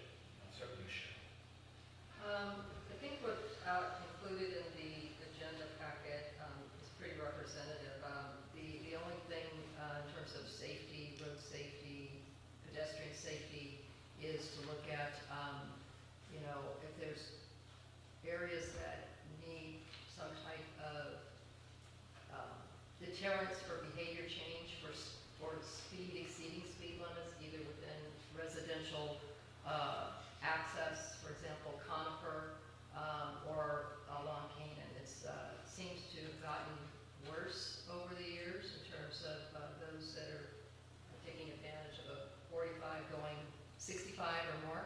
But that would be the only thing. I think that's part of one of the initiatives that's on the county supervisors. That's absolutely correct. And Vice Chair Jasinski, Municipal Advisory Council, Ms. Njuji is absolutely correct. Actually, on the Board of Supervisors agenda this past week, there's a grant that was authorized for us to proceed forward with. And that grant actually looks exactly at what Ms. Njuji is referencing, areas of opportunity to improve pedestrian safety. We'll talk about it more when it comes to the legislative committee item that was recommended, but the note here is supervisor collected that feedback and actually connected with the Roads and Transportation team that's operating that grant, and this Municipal Advisory Council and the others will actually have an opportunity to opine on the different areas of opportunity for pedestrian safety. So we're still looking into what the timeline looks like for that. Things just got approved at the Tuesday board meeting, so we'll have a report back at a future date. Thank you. Anything else? No, thank you. Jane? The only thing I noticed is that our landscaping is still not in as good as it used to be. So I don't know, I know that we've talked with them past, and they've cleaned up some of the streets on a regular basis, but it's still, to me, I mean, we just had a Mary Beth Ziola talking about the homeowners across from the high school not keeping the area clean. And I think it's still an issue. She's talking all the way on Canaan, right? Correct, To across from the high school. Detroit or Yeah. something. But that's our So- CSA 4, right? Yeah, it just seems that if you go to the other communities, whether it's Agoura Hills, Calabasas, or surrounding communities, they're much nicer. They're kept much nicer than Oak Park. Oak Park's, in my opinion, I've been here 33 years, has cut down. Is that right? Correct. Vice Chair Jasinski, Municipal Advisory Council, Ms. Nye, your observations are very important. I'd say the community's observations are important in this area as well. I think the most important thing that needs to be done is we need an action plan from a recommendation perspective from the Municipal Advisory Council based on the community's feedback as well on what specifically is not meeting the mark. And then once we have that list of items, those are items that we can go get quotes back from Enhanced Landscaping or whoever the vendor is that's selected through the RFP process, and then we can move forward with that. What's important is from the budget presentation is that in prior years, the Municipal Advisory Council was led to believe, perhaps even prior to Supervisor Burrell being in office, that there was no budget for anything else, and that the budget forecast showed that the expenses way exceeded the revenues. And so what's clear is there is actually some additional revenue that exists that we're not spending on a regular basis that is not also dipping into our reserves. So what's very important is we need a punch list of items, not just on landscaping, but perhaps other things. And based upon your recommendation, we can go get pricing, and then we'll come back and So how do we handle it? Do we handle it, we have a landscape committee doing data? Yes. So what's your recommendation on how we come up with that punch list? I asked tonight as a new business that in May, we have an actual working session. And we need to somehow reach out to the community to come and participate. It's very hard to do that. Or if they can't come to the meeting,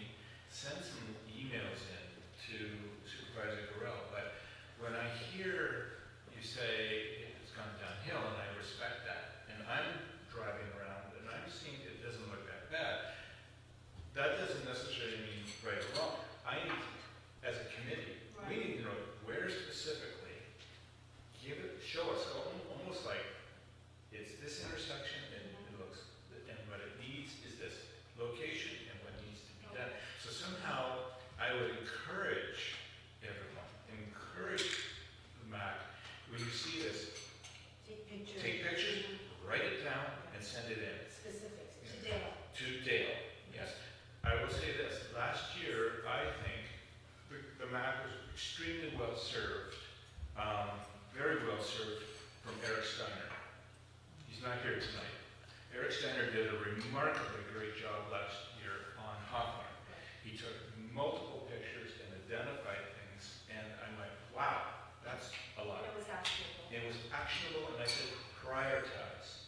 And he said, here's the ones. And guess what? We did it. Well, that's what we need everybody to do. We need to be like Eric and take pictures. Here's the location and identify and get it to our attention. So as a committee, we can start to pull this together. Great. So just one question, some of these, is it maintenance issues or is it an update of new stuff, right? There could be either one. Either one. Some of it might be maintenance, is not things that we can enhance, or some might be enhancements that we want new things, so. That's right. It's almost like whenever you're just in the community and you see it, take the phone, take a picture. I like the send it to location Dale. down there. Like the location, that would be great, yes. Thank you. Because it's, I have a question go ahead. related to this or not. So what about the areas where I see where you say things have gone downhill, are actually private property, particularly on corners. The corner is a Conifer and Canaan. Historically, I've been here 25 years, and 25 years it's looked like crap. You enter into a community, and then you think the rest of the community looks like what you see on that corner. The corner of Medea and Oak Hills, and also Oak Hills and Parkview, where they're beautiful hedges, but they're not, and they're trimmed, but the property owner still allows them to encroach 2/3 or more along the sidewalk. You can't even walk single file along the corner. You have to go into the street and around, which is a dangerous, and you can't see around the corner. You can't see someone coming around. So what can be done about the private property? Because I think when I drive through communities, that's what I see, that I just go, gee, I wish they would do something with the private owners. It's not so much the medians or the trees. I mean, things grow quickly, and so I kind of, I don't know, but I can tell you another item. I train my dogs over in Simi all the time, and the parks over there are kept beautiful. You don't see any trash. They have people working on the weekends in the parks. I have a park right near my house. They open the bathrooms, and that's all the park rangers do. I mean, I've really seen, in fact, I thought about taking pictures of the park and talking to Rancho Simi. Do I talk to Rancho Simi directly, or do I go to you, You or Dale? I think I mean, the upkeep, it's night and day. we don't have a planning committee anymore, but I would recommend, Jane, any member of MAC, if there's an issue, send it to me. I Okay. still have. Take a picture of Simi Yeah. and an ours, Oh, I so we will. can see the difference. Yes, tremendously. I'd love to see that Yeah. difference. Let me just say that, speaking to Michelle's comment, and speaking to other comments about private property, over the past year, well, let me put, first of all, when you drive down Canaan, it is a patchwork or quilt work, think of your quilt, of ownership. It isn't like, that's all county. And that, you can go 100 feet, and it can be two different property owners. This is what we've got. We've got County Ventura ownership. We've got Rancho Simi Raccoon Park. We have the school district. We have homeowners associations. We have private property owners, and we also have private utility companies. And when we drive, we can't say, oh, that's X, Y, Z. And so we get tons of emails and phone calls. Dale gets it, and I get them. And they say, it looks like that. And then we will probably spend 45 minutes on the internet, like driving out there, internet.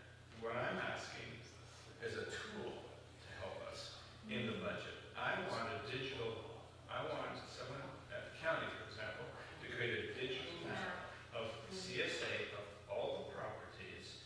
I want property addresses, I want property ownership, and homeowner associations. You can't get a hold of the president of HOA, but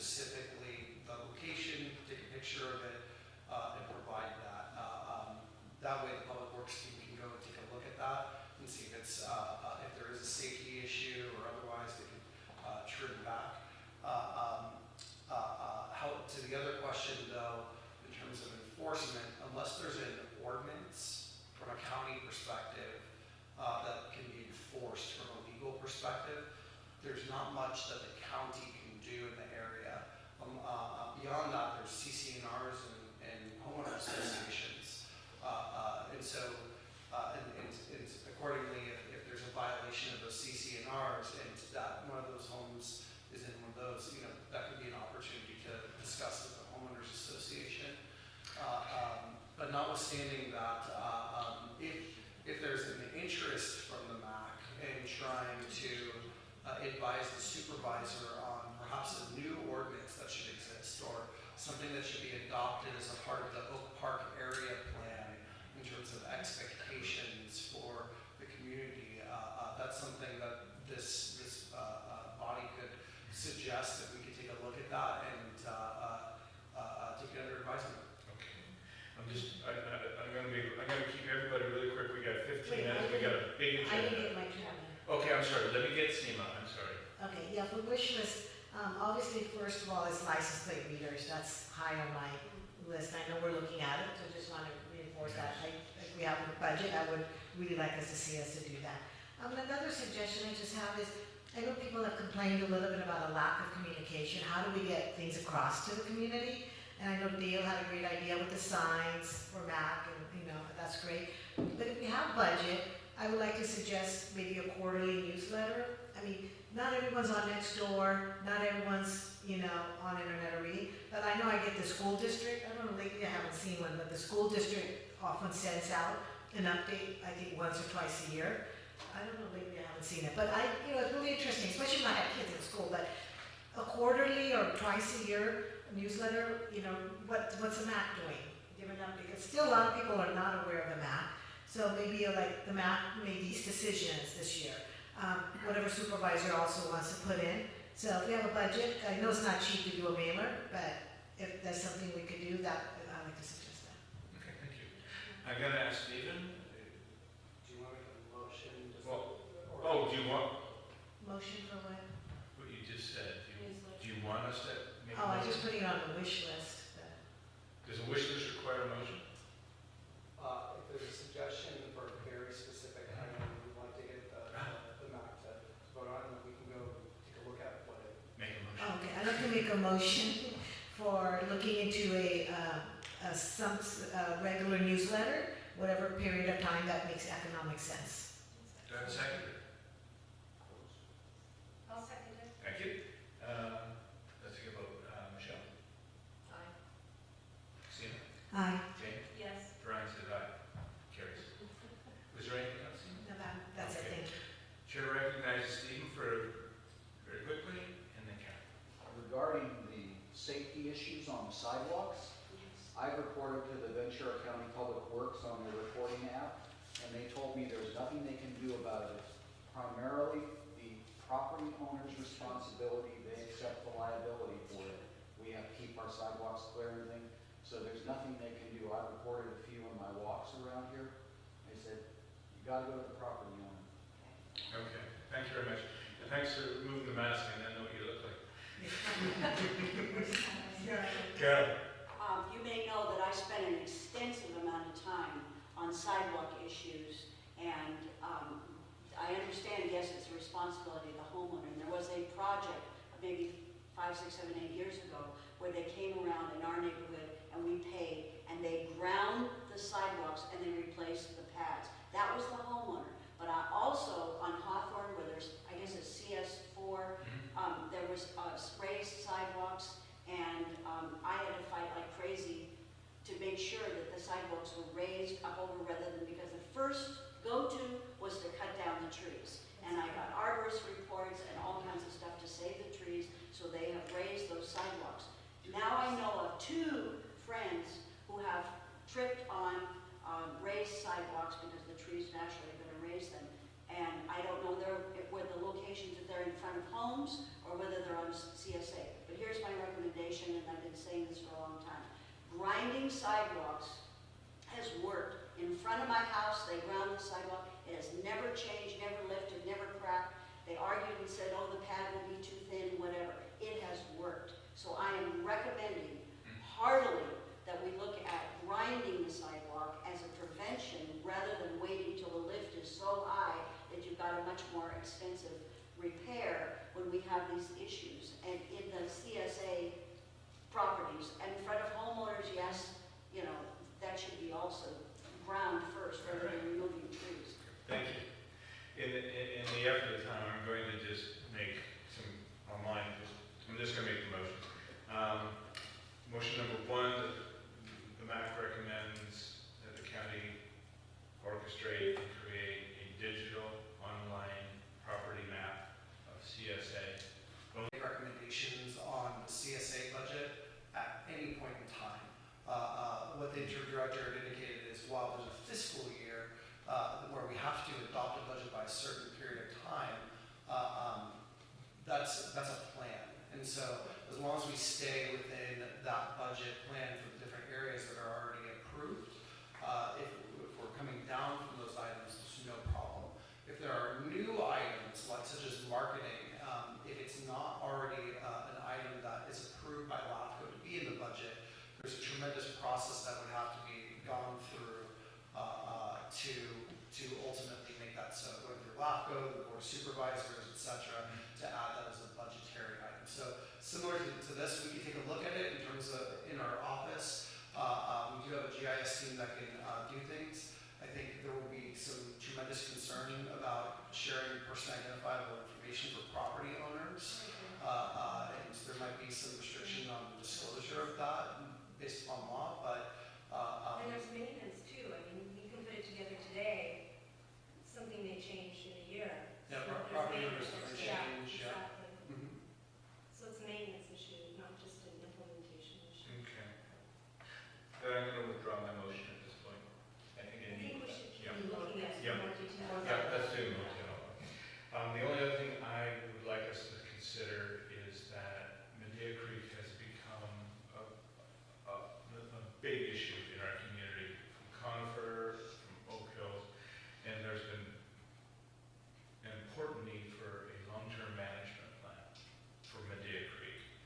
We're getting county, Rancho Simi, Watershed Protection District.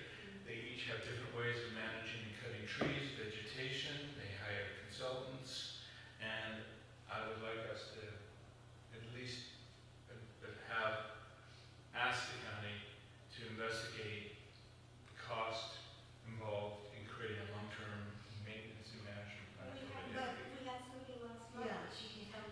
But is that our jurisdiction though? Because Is it? I don't feel like, I mean, like you said, there's Rancho Simi and then there's a watershed. How is that Max area? I don't think there is a management plan. Well, There's several. yeah, there may be like pieces of it, I think, but Each agency has their own. Right. so who Stephen court? had a question. Yeah, okay, Steve. I would echo Brian's request. You could incorporate the GIS into that. That's a big problem right now. We do not know when we're out there trying to assess the creek, whose jurisdiction it's under. Is it Rancho Simi? Is it Army Corps of Engineers? Is it flood control district? Is it the watershed management district? It's a patchwork. You can't tell. And one person will tell you, no, they told me to do it. Another person, literally while we're doing it, another person says that. So that would be something that you could probably get out of the county GIS, because I've been using the GIS to start mapping the creek to find out what's there, to find out palm trees and things. And a lot of people in Friends of Oak Park Open Space have done that too, so we know where all of the, say, palm trees need to be removed are. So something to consider. It would be very valuable. I would echo Brian's request. Is this something, Mark, that we can, as a MAC, do we have, is the budget flexible enough that, let's say, this comes back to you at the May MAC or the June MAC or the July MAC for discussion? Is this something that can be accommodated at that time? Or does this budget require all the list, everything that has to be done? If it's not on the list, it isn't going to happen. You have flexibility over time to make different requests and items. Again, it just depends upon how quick we're able to address it is incumbent upon if it's already an item that's approved. If it's not an item that's already approved and budgeted, then take some board supervisors action and Okay. others. Okay, then I'm not gonna make the motion at this point, but I do want to just record it in the minutes, and I would like in the issues for future consideration to have a long-term maintenance management plan for Medea Creek in Oak Park. Okay? Okay, so is there any other comment on this item? Council, no? Okay, let's move on. Item number 18, the Rancho Senior Rec and Park District Areas of Opportunity. We talked a lot about this tonight in different ways. The concerns that the community had, is it because of landscaping that they feel that, and Jane had raised this. This was up there for people just to express their viewpoints on what they think of Rancho. The only comment that I can say other than Jane's that I heard was that some residents at a last meeting said that the process that Rancho used for the Deer Hill pickleball tennis court was not a great process. I don't share that, but that's their other people's opinions on that. So the question is, when some people say we think we should have our own park district, we should secede from Rancho Simi. My question is, are the recreation programs okay? I haven't heard any problem with that. Are the parks okay? Other than James trash, you know? That's true. But the only thing I heard was administratively, we don't feel we have a representation over the process. They meet in the east end of the Simi Valley, they should be here. Well, we could deal with that by, address that by saying every 4 months or 3 months they come here. Representation, we're going to lose representation. Well, this fall we're having an election and Wood Ranch and Oak Park are going to be together as one unit. I encourage anyone in the community who wants to run. So what's your recommendation, that we stay as is? I wasn't going to, this was a fact finding tonight, Okay. that's all, just a fact finding. Okay, is there any other comments at the? Oh, come, yeah. Yes, Carol. Again, I'm really uncomfortable talking over there. Okay, can you keep it to a minute or two? Well, I just wanted to share some comments, that's all. Okay, I was very disappointed that they eliminated our advisory council, and I went to the meeting that they had at the community center, and I was very impressed, and I want to make that very clear, okay? I did not know what to expect. Janet Ortney and I both went. Jim was there. Jim and I stayed for a long time. We were the last two to leave. Okay, I actually was impressed because Ed Abele was there, Elaine was there, as well as Dan. I thought I was like, wow, they really made a point. Okay, Elaine has always been very pro Oak Park, and she is the one that would be, if she was reelected, if she's running again, our representative. I'm not uncomfortable with that, even though she's from Sweden. Okay, the format was surprisingly welcome because you could just talk like we're talking, like an open forum. There was no formality of, we got 3 minutes and you got to shut up and that sort of thing. And then it was a dialogue back and forth, and I really kind of spoke up about how disappointed I had been about trying to save the tree, in Mayweather Park and the building and all that. And I looked straight at Ed Abele and said, you need to go see our tree, because he was the one who was going to cut down the tree originally, and we fought to do that. So I think there's kind of a turning point in how they are seeing us and understanding our frustration in that way of our representation. So that they're going to make this effort every 4 months to have this meeting. The thing is that I said, I feel like we are uninformed here, like the same thing that, and they talked about signs they had, I don't know what you call those triangular signs that stand, there's a name for them, in front of the park, each part of the activities or whatever. And if you want your name, I said, if you want your name to be email to be submitted, so you can receive their agenda. Like I get this agenda, thank you, so I know whether I want to come here or not. So I said, we need people that want to be involved and be informed to be able to have a place to submit their agenda.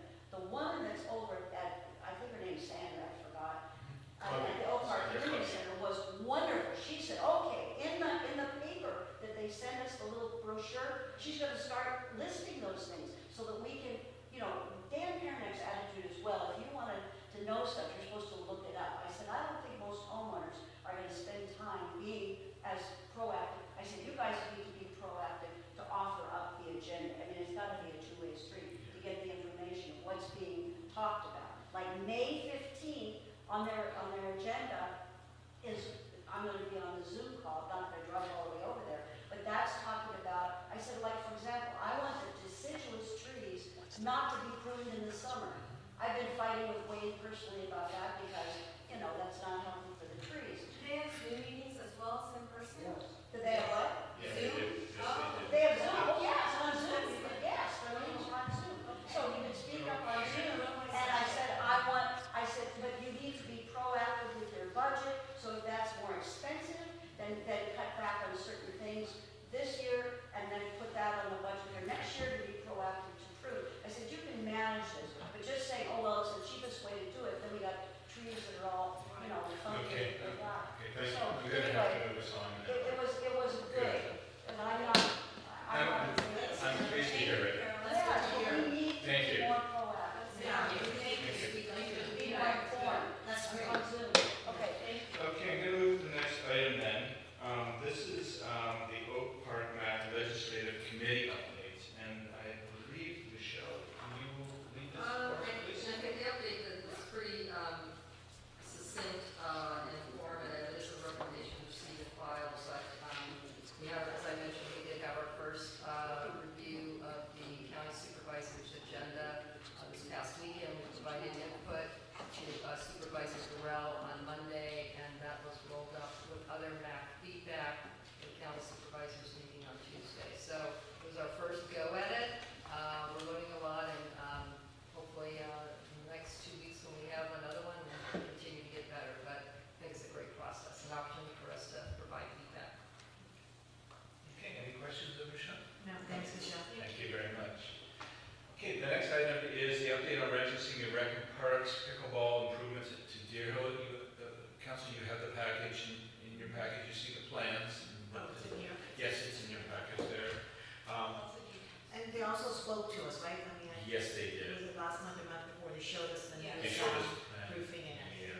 So they have done more buffering, vegetation, they've done the sound baffling, that we do the sound baffling inside the courts itself for noise attenuation. They will have an internal parking area as well. I think from what they've heard from the community in terms of design, plan and design, they're doing just that. They're following the plan. In terms of tennis versus pickleball, that is done, that's finished. It's not the issue here. What we're seeing here is the design, and then it looks good. Next thing is the Cayugas and Tranquil Water and Sanitation District project signage. I guess, Jane, there have been some concerns, communities concerned, when's this going to get done? Tell us, can you speak to this? It's gonna get done in the summer, but my understanding is that the Cayugas was asked to put signs up. I mean, it's not Triumph that's doing it, but community is concerned that there's been so much construction, no information. But there's information on Supervisor Burrell's website.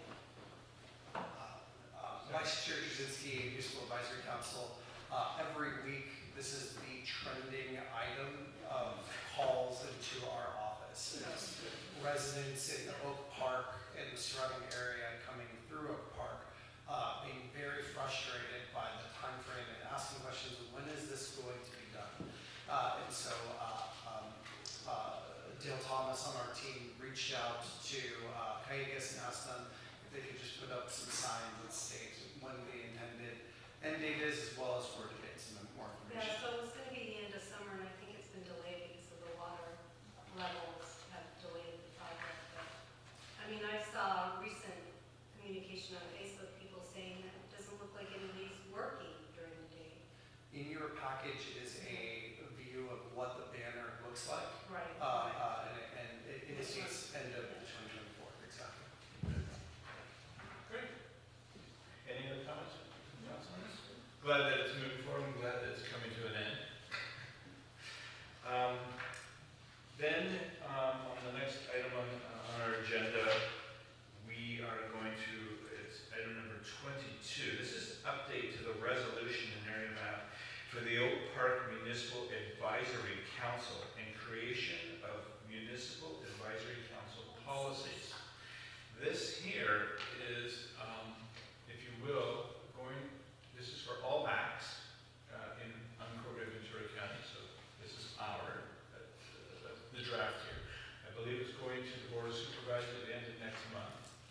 but it'll be a governing document that is, according to the Board of Supervisors, empowering us more so than what we are. We're still advisory. We are not anything. We are not a decision-making body. We're advisory only. But it sets out the rules of decorum. How we, as council members, operate up here. How we ask questions. How the chair operates. How members of the public participate. When this is Oak Park, we probably don't, we'll hopefully never have this, but if we have unruly situations, how we have to deal with difficult people. And I think at this point, Mark, you want to present this. It's a meaty document. I'll try to be as brief as I can. Vice Chair Trzynski, Municipal Advisory Council members, upon taking office, Supervisor Burrell looked at the number of municipal advisory councils that he has, and he has 4 municipal advisory councils. He actually has more municipal advisory councils than any other supervisorial district across Ventura County. And accordingly, we decided to, take a look at all of the councils, see how they're doing over a year, see what some of the common trends and themes are, in addition to looking at the governing documents that exist. The first thing that I wanted to call your attention to is actually the map that's on the screen here. The black line area that is represented on the left side is actually the area that the county recognizes as Oak Park in jurisdiction of this municipal advisory council. If you look, and by the way, that's the map that was adopted prior to Supervisor Burrell being in office. If you look, there's a considerable area that's still within the county of Ventura that's actually recognized by voter precincts as Oak Park, informally as an unincorporated area of Oak Park, but it's not in the purview of this map. And the reason why this is an important highlight is we are, it's for a couple of different reasons. While there's no potential development that anyone's aware of, and there are things like SOAR and otherwise that are preventing development in these other areas, this municipal advisory council may still want to be advised of things that are going on in their community or things that would impact this specific area. We've done this mapping analysis across our other maps as well, and there's one specific municipal advisory council which was adversely impacted and not notified about a development that occurred that should have been in their area, but wasn't a part of the map. And so, accordingly, we want to kind of get ahead of the game on behalf of the community here and expand this area to actually formally recognize the totality of the Oak Park election voting precincts. The reason why we use election voting precincts as the methodology is the election voting precincts are pretty well defined, and while these areas don't have population in them, at some point in time down the line, if they did, not that there's any indication that would occur, at least at this point in time, and nothing foresight in the future that anyone's aware of, but if it did, this governing body would ultimately benefit by identification. So that's the first part of this. Let me just ask a question. Please. When we think of Oak Park, our minds are thinking Canaan and the adjacent subdivisions, neighborhoods. This is hinterland. This isn't the mountain area. So, for example, I'm just saying, what if Cal Edison was putting a station out in the boonies and they're using a fire road to get to it? Is this process saying this is a MAC interest? Exactly. So if there's a new tower that's proposed, if there is electrical lines or gas lines or any number of things, this municipal advisory council would be advised of them. And should we have always had that authority? 5 years ago, 10 years ago, 15? And we just, oops. This municipal advisory council has been in formation since the 70s, and so I can't speak to the advisement of the MAC and interest before, but this is something we think would be of interest. There are some cell towers with environmental impacts years ago. Okay, I won't go into it. So this is the first part of it, is is we want to actually update the Municipal Advisory Council area. This is a draft of the resolution. We're trying to standardize all of the resolutions across all of our municipal advisory councils to make them easier to read. This is the governing document that establishes this Municipal Advisory Council. The version of this that existed in 1975 was the one that actually established this Municipal Advisory Council. So what we're doing here is actually cleaning up the language to be very specific and precise. The first thing you'll notice here in the resolution towards the top is a reestablishment of the government code. This is important and required. This government code section is actually from the state of California and authorizes the Board of Supervisors to actually create a Municipal Advisory Council. The second part is the area. And we're defining the election precincts for the Oak Park area. And that map that we just looked at includes all of these. The third area here is a little bit of history. History is important. We don't want folks to have to go back through, almost 50 years of resolutions through the Board of Supervisors to try to understand what's going on with the community and why this exists. So we tried to repeat some of that in here. While those documents still exist, this is of help. In addition to that, Vice Chair Krasinski indicated a Municipal Advisory Council's policy document. This is something that we're actually trying to introduce across the county of Ventura. While the state of California authorizes Board of Supervisors at their discretion to optionally create advisory bodies like Municipal Advisory Councils, they also put in the jurisdiction of the Board of Supervisors the capability to set policies for how Municipal Advisory Councils should organize, conduct their meetings, and ultimately be productive. In our analysis of the counties across the state of California, almost all of them have adopted a policy document that actually helps establish the order and expectations and how to handle different situations for Municipal Advisory Councils. Something of note is coming up is an election season. There's some open positions for this board. We've heard feedback from the community that folks didn't know what a Municipal Advisory Council does and what are kind of some of the responsibilities of Municipal Advisory Council members. And that policy document helps to codify that. And we can take a look at that in just a moment in brief. And finally here, let's see here, we're just stating that this elected body continues to be an elected body. So there are some advisory councils that are actually not elected, they're actually appointed by supervisors, so we're continuing the tradition of the election for this advisory council. So that's the resolution update. Any questions on the resolution update? Otherwise, I'm happy to speak to the policies. I noticed that now we have a secretary on the map. So one of the map members needs to be appointed as secretary? Let me dive into the policy stuff. Maybe it's a great segue. The first, just a quick note, you'll note that this is draft on it. County Council is reviewing this right now.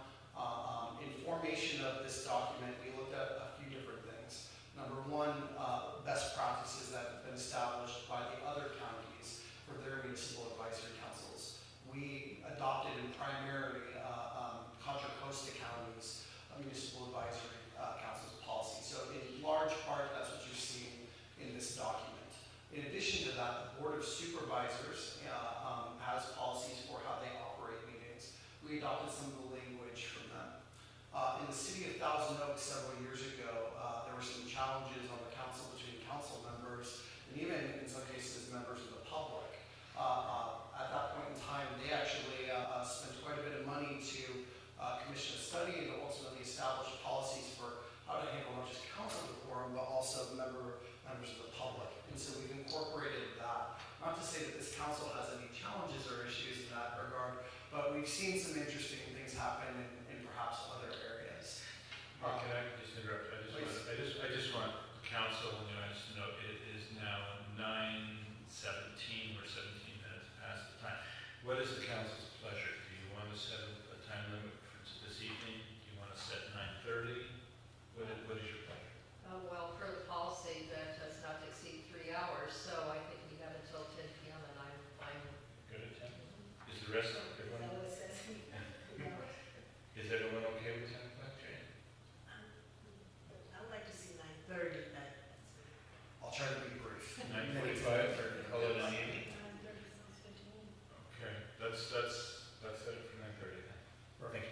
try to move pretty quickly through this. The introduction here, this is of course available on our website. Members of the public can review it as a part of this agenda package, and it's available to the Municipal Advisory Council as well. I'll just provide highlights just due to sake of time. The introduction section establishes the government code from the state of California of why municipal advisory councils are created. The purpose of establishing this section is there's a lot of confusion across different groups of what is an advisory council, what does it do, and so this helps to establish it. Some of the municipal advisory council's resolutions didn't give the municipal advisory council authority by Ventura County Board of Supervisors resolution to actually speak to some of the things that the state of California allows municipal advisory councils to speak to. For our municipal advisory councils, we're proposing actually opening it up to give you the broadest authority that exists across the different areas as it pertains specifically to public safety, planning, public health, public works, and matters of interest specific to the MAC designated area. In addition to that, beyond what the state has established, we decided to put in a separate section here of, well, what is the purpose of the Municipal Advisory Council for Ventura County specifically? And what we've seen across the board in all of the Municipal Advisory Council policy docs that exist throughout the state of California, for all of the various counties that exist, is that there's some very specific language that ensures that the advisory council reports to a supervisor, and the supervisor provides the feedback back. That way, there's 5 boards of supervisors that are responsible for different areas. It helps to ensure that there's enough focus and attention for the advisory council or for the representative supervisor, etc. And so there's also separately some Ventura County board policy for board of supervisors to ensure that they kind of stay in focus in their district or area. So this just kind of helps to double down on that. The applicability of this document, because of the Brown Act, we're governed by the Brown Act as well, and so we can't actually talk to a number of other board members. We can only talk to one other board member. And we've done so in the case of a board member who has the next largest amount of municipal advisory councils. And some of their feedback's incorporated into this document. This section will likely, in part, go away because what we're saying here is that this will only be enforced if the resolution has it.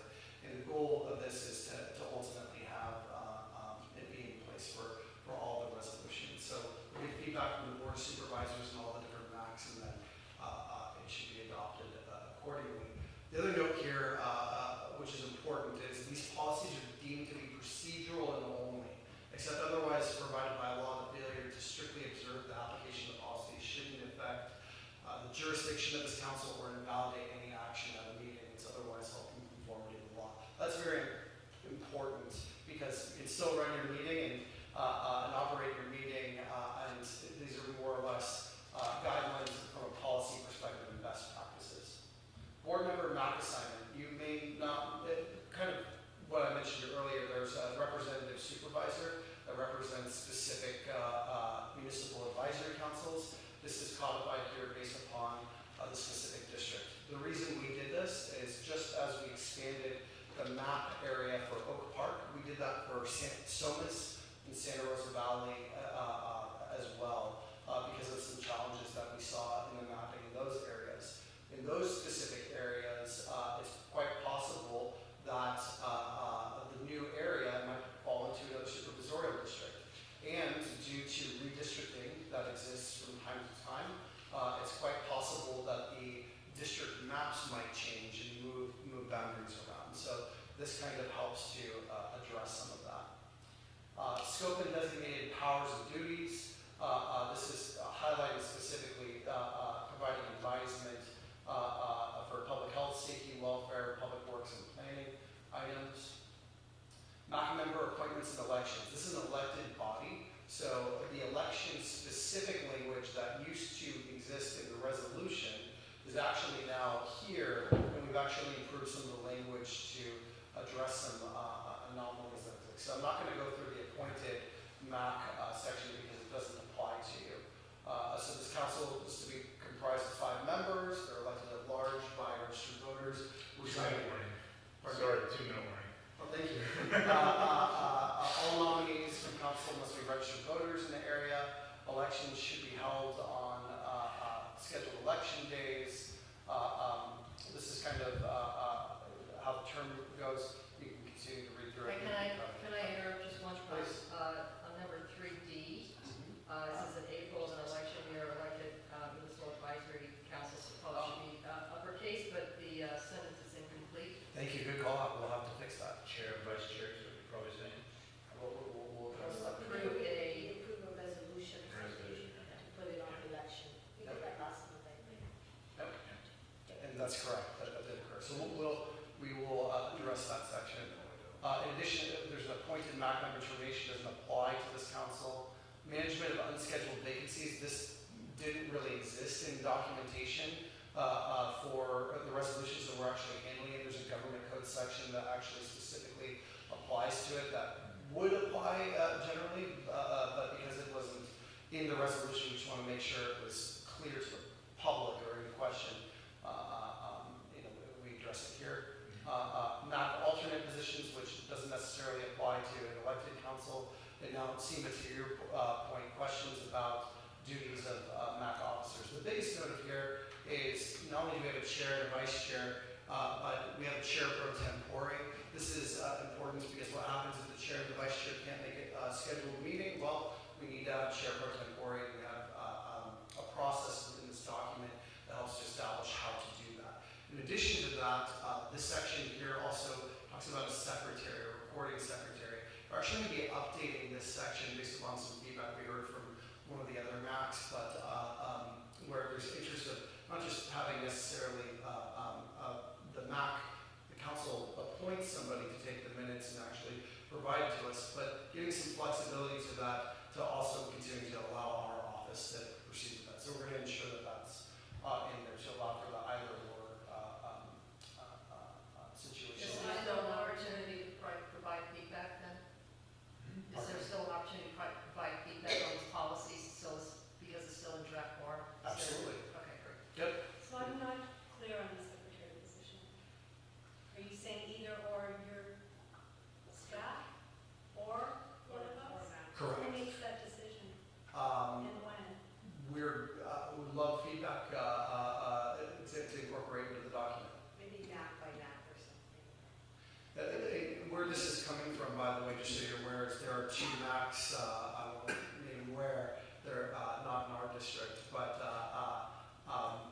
two of their MACs have an issue where the minutes are taken by a member, and I guess the MAC has not approved those minutes for several meetings, and they continue. There's some political infighting going on between members there, and then they have 2 community groups in that district as well, and those community groups, the minutes are taken by a member of board staff, and then those minutes are generally, we handle it kind of in a similar fashion here.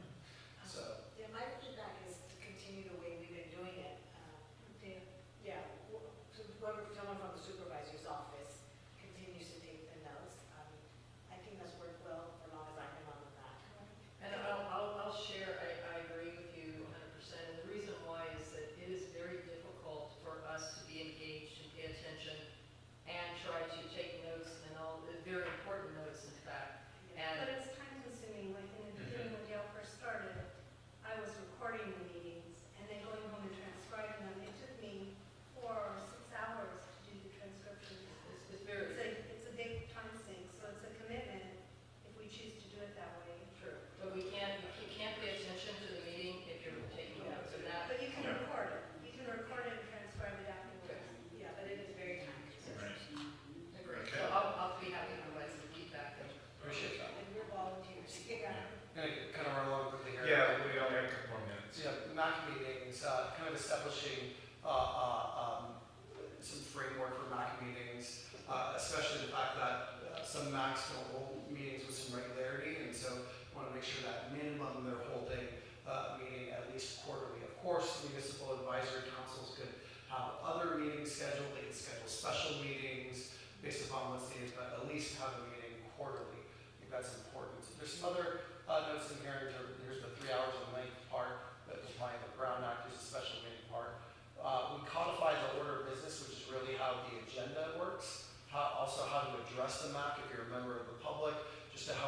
provide some structure for training purposes for chairs, as well as for the community to have some faith in some of the process, that we're not just kind of making this up as we're going along. Because if you scroll back up, you said the maximum public comments can be for 30 minutes. Well, The public comment periods, this public comment should be yeah, limited to but we have no meetings more than. where we've had over Yeah. 50 people speaking. Yep. So I don't know how we would handle that if we're limiting it to 30. Remember like our tennis? Yeah, I mean, it's in there, because the other thing is, it says, for example, everyone's allowed maximum 3 minutes, okay? But it also says, I'll let you, Carol. Carolyn has a maximum of no more than 5 minutes for anything, like if she has 5 items, she's only got 5 minutes tonight. I'm talking about 30 residents here who all want to say. I understand, yeah, We've had that happen. the chair gets the duty of saying, do you have a representative? I know, and that's unfortunately not popular to do that. No. Again, I'm just saying feedback that. yeah, there's good feedback. That's not practical. Yeah. Right. If there's a hot button issue, Yeah. We 30 should let minutes. people talk. And don't forget, there is that note in here that this is recommendation procedure. This is framework It's a guideline. to help establish. There's also some notes in here around if there's multiple people talking about the same exact thing, providing a mechanism to handle that. In addition to if it's everyone talking about the same, if they're part of the same group, appointing one person to talk on behalf of the group, and so that's kind of handled in some of this language. So I just want to be clear, we say it's a policy document, but is it a guideline? That is, we have the flexibility to use this as we see fit? Or is it a policy approved by the Board of Supervisors and thou shalt step in line here, folks? What is it? The ideal situation would be we would try to follow the policy document as close as we can, but the note on that procedure section allows some flexibility if need be. Though it's, you want to exercise some caution as it pertains to that. Committees, the biggest thing on the committees here is we want to make sure committees are actually agendizing what they're talking about and what their agendas are and what their minutes are, and actually bringing it back here and being a part of the package. So if you are on a landscaping committee, as an example, you have an agenda and minutes and communities participating in that, we want to bring that back here and actually have it be a part of this agenda. This MAC's been very respectful of each other, but in the event that there's a debate on an issue, this helps to establish some procedure, at least, on how to handle a debate specifically. So, recognition to speak, how to handle interruptions, etc. We talked just in brief and title on rules and guidelines for decorum, including members of the audience and mechanism for the chair to manage that.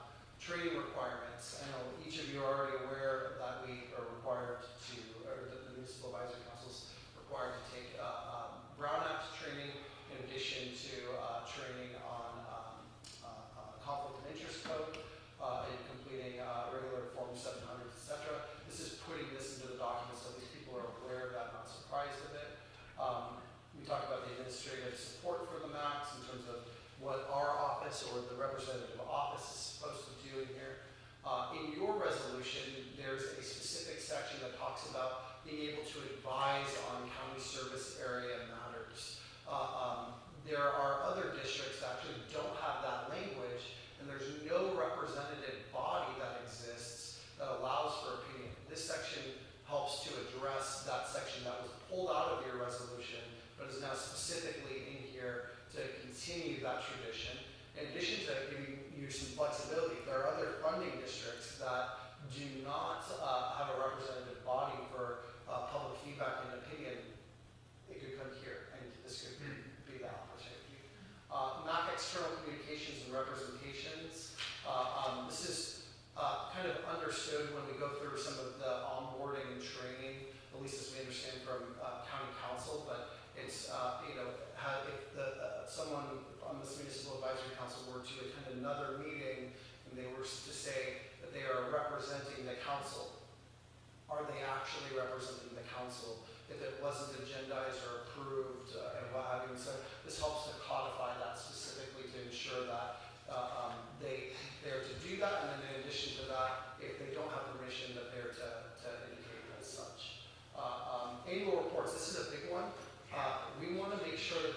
MAC is as effective as it possible for this community. We want to make sure that every year, this MAC has an opportunity to talk about its achievements and accomplishments in that year, but also talk about what the plan is for the next year. And that's very important because if there's a new supervisor that comes into office or there's new MAC members that come into office, they could go back and look at this specific report and see what was adopted. By the way, we didn't invent this. This actually showed up in 3 other counties' policy documents, and it was kind of interesting. So we want to try it out. We actually made it a little bit more flexible than some of the others had, but we want to make sure that there's an opportunity for this council to create that. The MAC boundaries. MAC boundaries weren't really well kind of established in terms of what they are or how they work. This is now codified within this. And then this already is kind of known and understood just based upon the government code, but this is a section that exists in some of these other policy docs in terms of making the community aware that it's the Board of Supervisors in block as a whole at its sole discretion. They can choose to terminate or dissolve the Municipal Advisory Council after giving 30 days notice. So this is not, if it wasn't in this document, it would still be a thing. But we want to make sure that it's in this document again so that if there's a new member of the MAC that comes in, at least they're aware of top to tail, every single thing that is in scope, whether it's by government code or by policy. I'm sorry for such a long document, I tried to go as quickly as I could. I was just going to say, I want to just, it's pretty darn, really important as much as the secretarial. The MAC annual reports, including work plans. This is how I'm summarizing it. And I'll personalize it. JL and I, as chair and vice chair, by the end of this year, and that would be, our last meeting is November. So before the November meeting, JL and I have to get together. We have to write a report together. And it has to be summarizing the achievements of this MAC, plus what we think, JL and I think, this MAC work plan will be for 2025.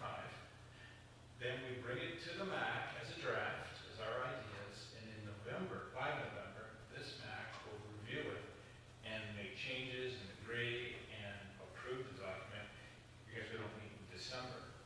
So that's the duty of, that's an actual research written duty of the chair and the vice chair, so it's important when people do it. But the number 3, I'm glad it says may. Failure to submit an annual report and work plan may result in the consideration of the MAC dissolution. Meaning if we don't do our part, or the MAC doesn't do their part, someone, and I'm assuming that's the supervisor, may decide that we can be dissolved. That's pretty strong. And keep in mind that last section paragraph, that it's the Board of Supervisors as a whole that has to make that determination. So That's a lot of, I'm not saying I won't do it. I'm just saying it's a possibility. and by the way, Stress there. and by the way, I encourage you to look at the Contra Costa County, Alameda County, and a few others. Contra Costa is very specific and a little bit more harsh.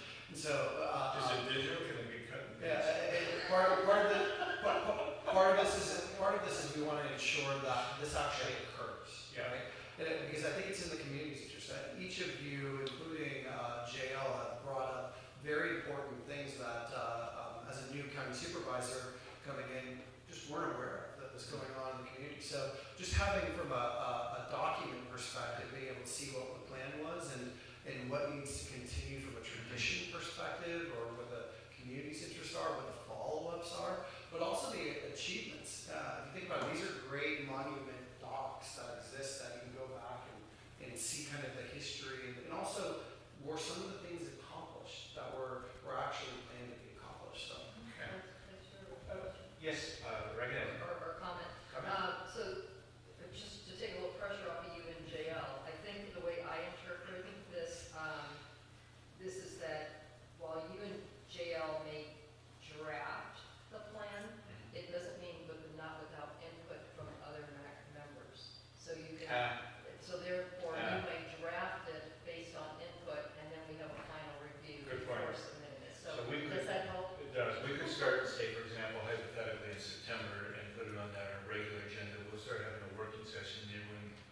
puts everything into the pot and then we, Yeah. God bless you. Look at all the minutes, right, of the You're right. year, Yeah. that will give you a great start. That's great. Maybe the office of Supervisor Burrell can Put give this us, together. give us some of the, because the minutes don't always say what was done, it's like Right. accomplishments that they've done, so I'm sure they can give us that. So here's the thing, we're giving you some feedback, but if the council has more thoughts in the next week or so, but we're not as a group sitting, is it a violation of any type of ordinance that we can email you our individual thoughts? Because we can't email each other because that's a Brown Act violation. So Jane thinks of something on Saturday, but you can't email all of us. Since it's a Dale and you, can that happen without the rest of us knowing? So, yes, absolutely. In fact, that occurs already on any matter of items. Each of the members, including members of the public, reach out and give us your feedback. We would hope to receive as much feedback as possible today, since this is a part of the agenda package and was distributed. What's your hard deadline for getting input? Because I thought I heard you say the end of May. The Board of Supervisors, May 14th, actually, the Board of Supervisors will approve this. So this item is not currently calendared on the board agenda. You are the first MAC in District 2 that is currently reviewing the policies. We have 3 other MACs that we are planning to review these with as well. We encourage the community's feedback if there's any concerns or other things the community would like to add, but definitely interested in the Municipal Advisory Council's feedback as well on opportunities. Since this is a good mechanism to communicate, what is this council, what does it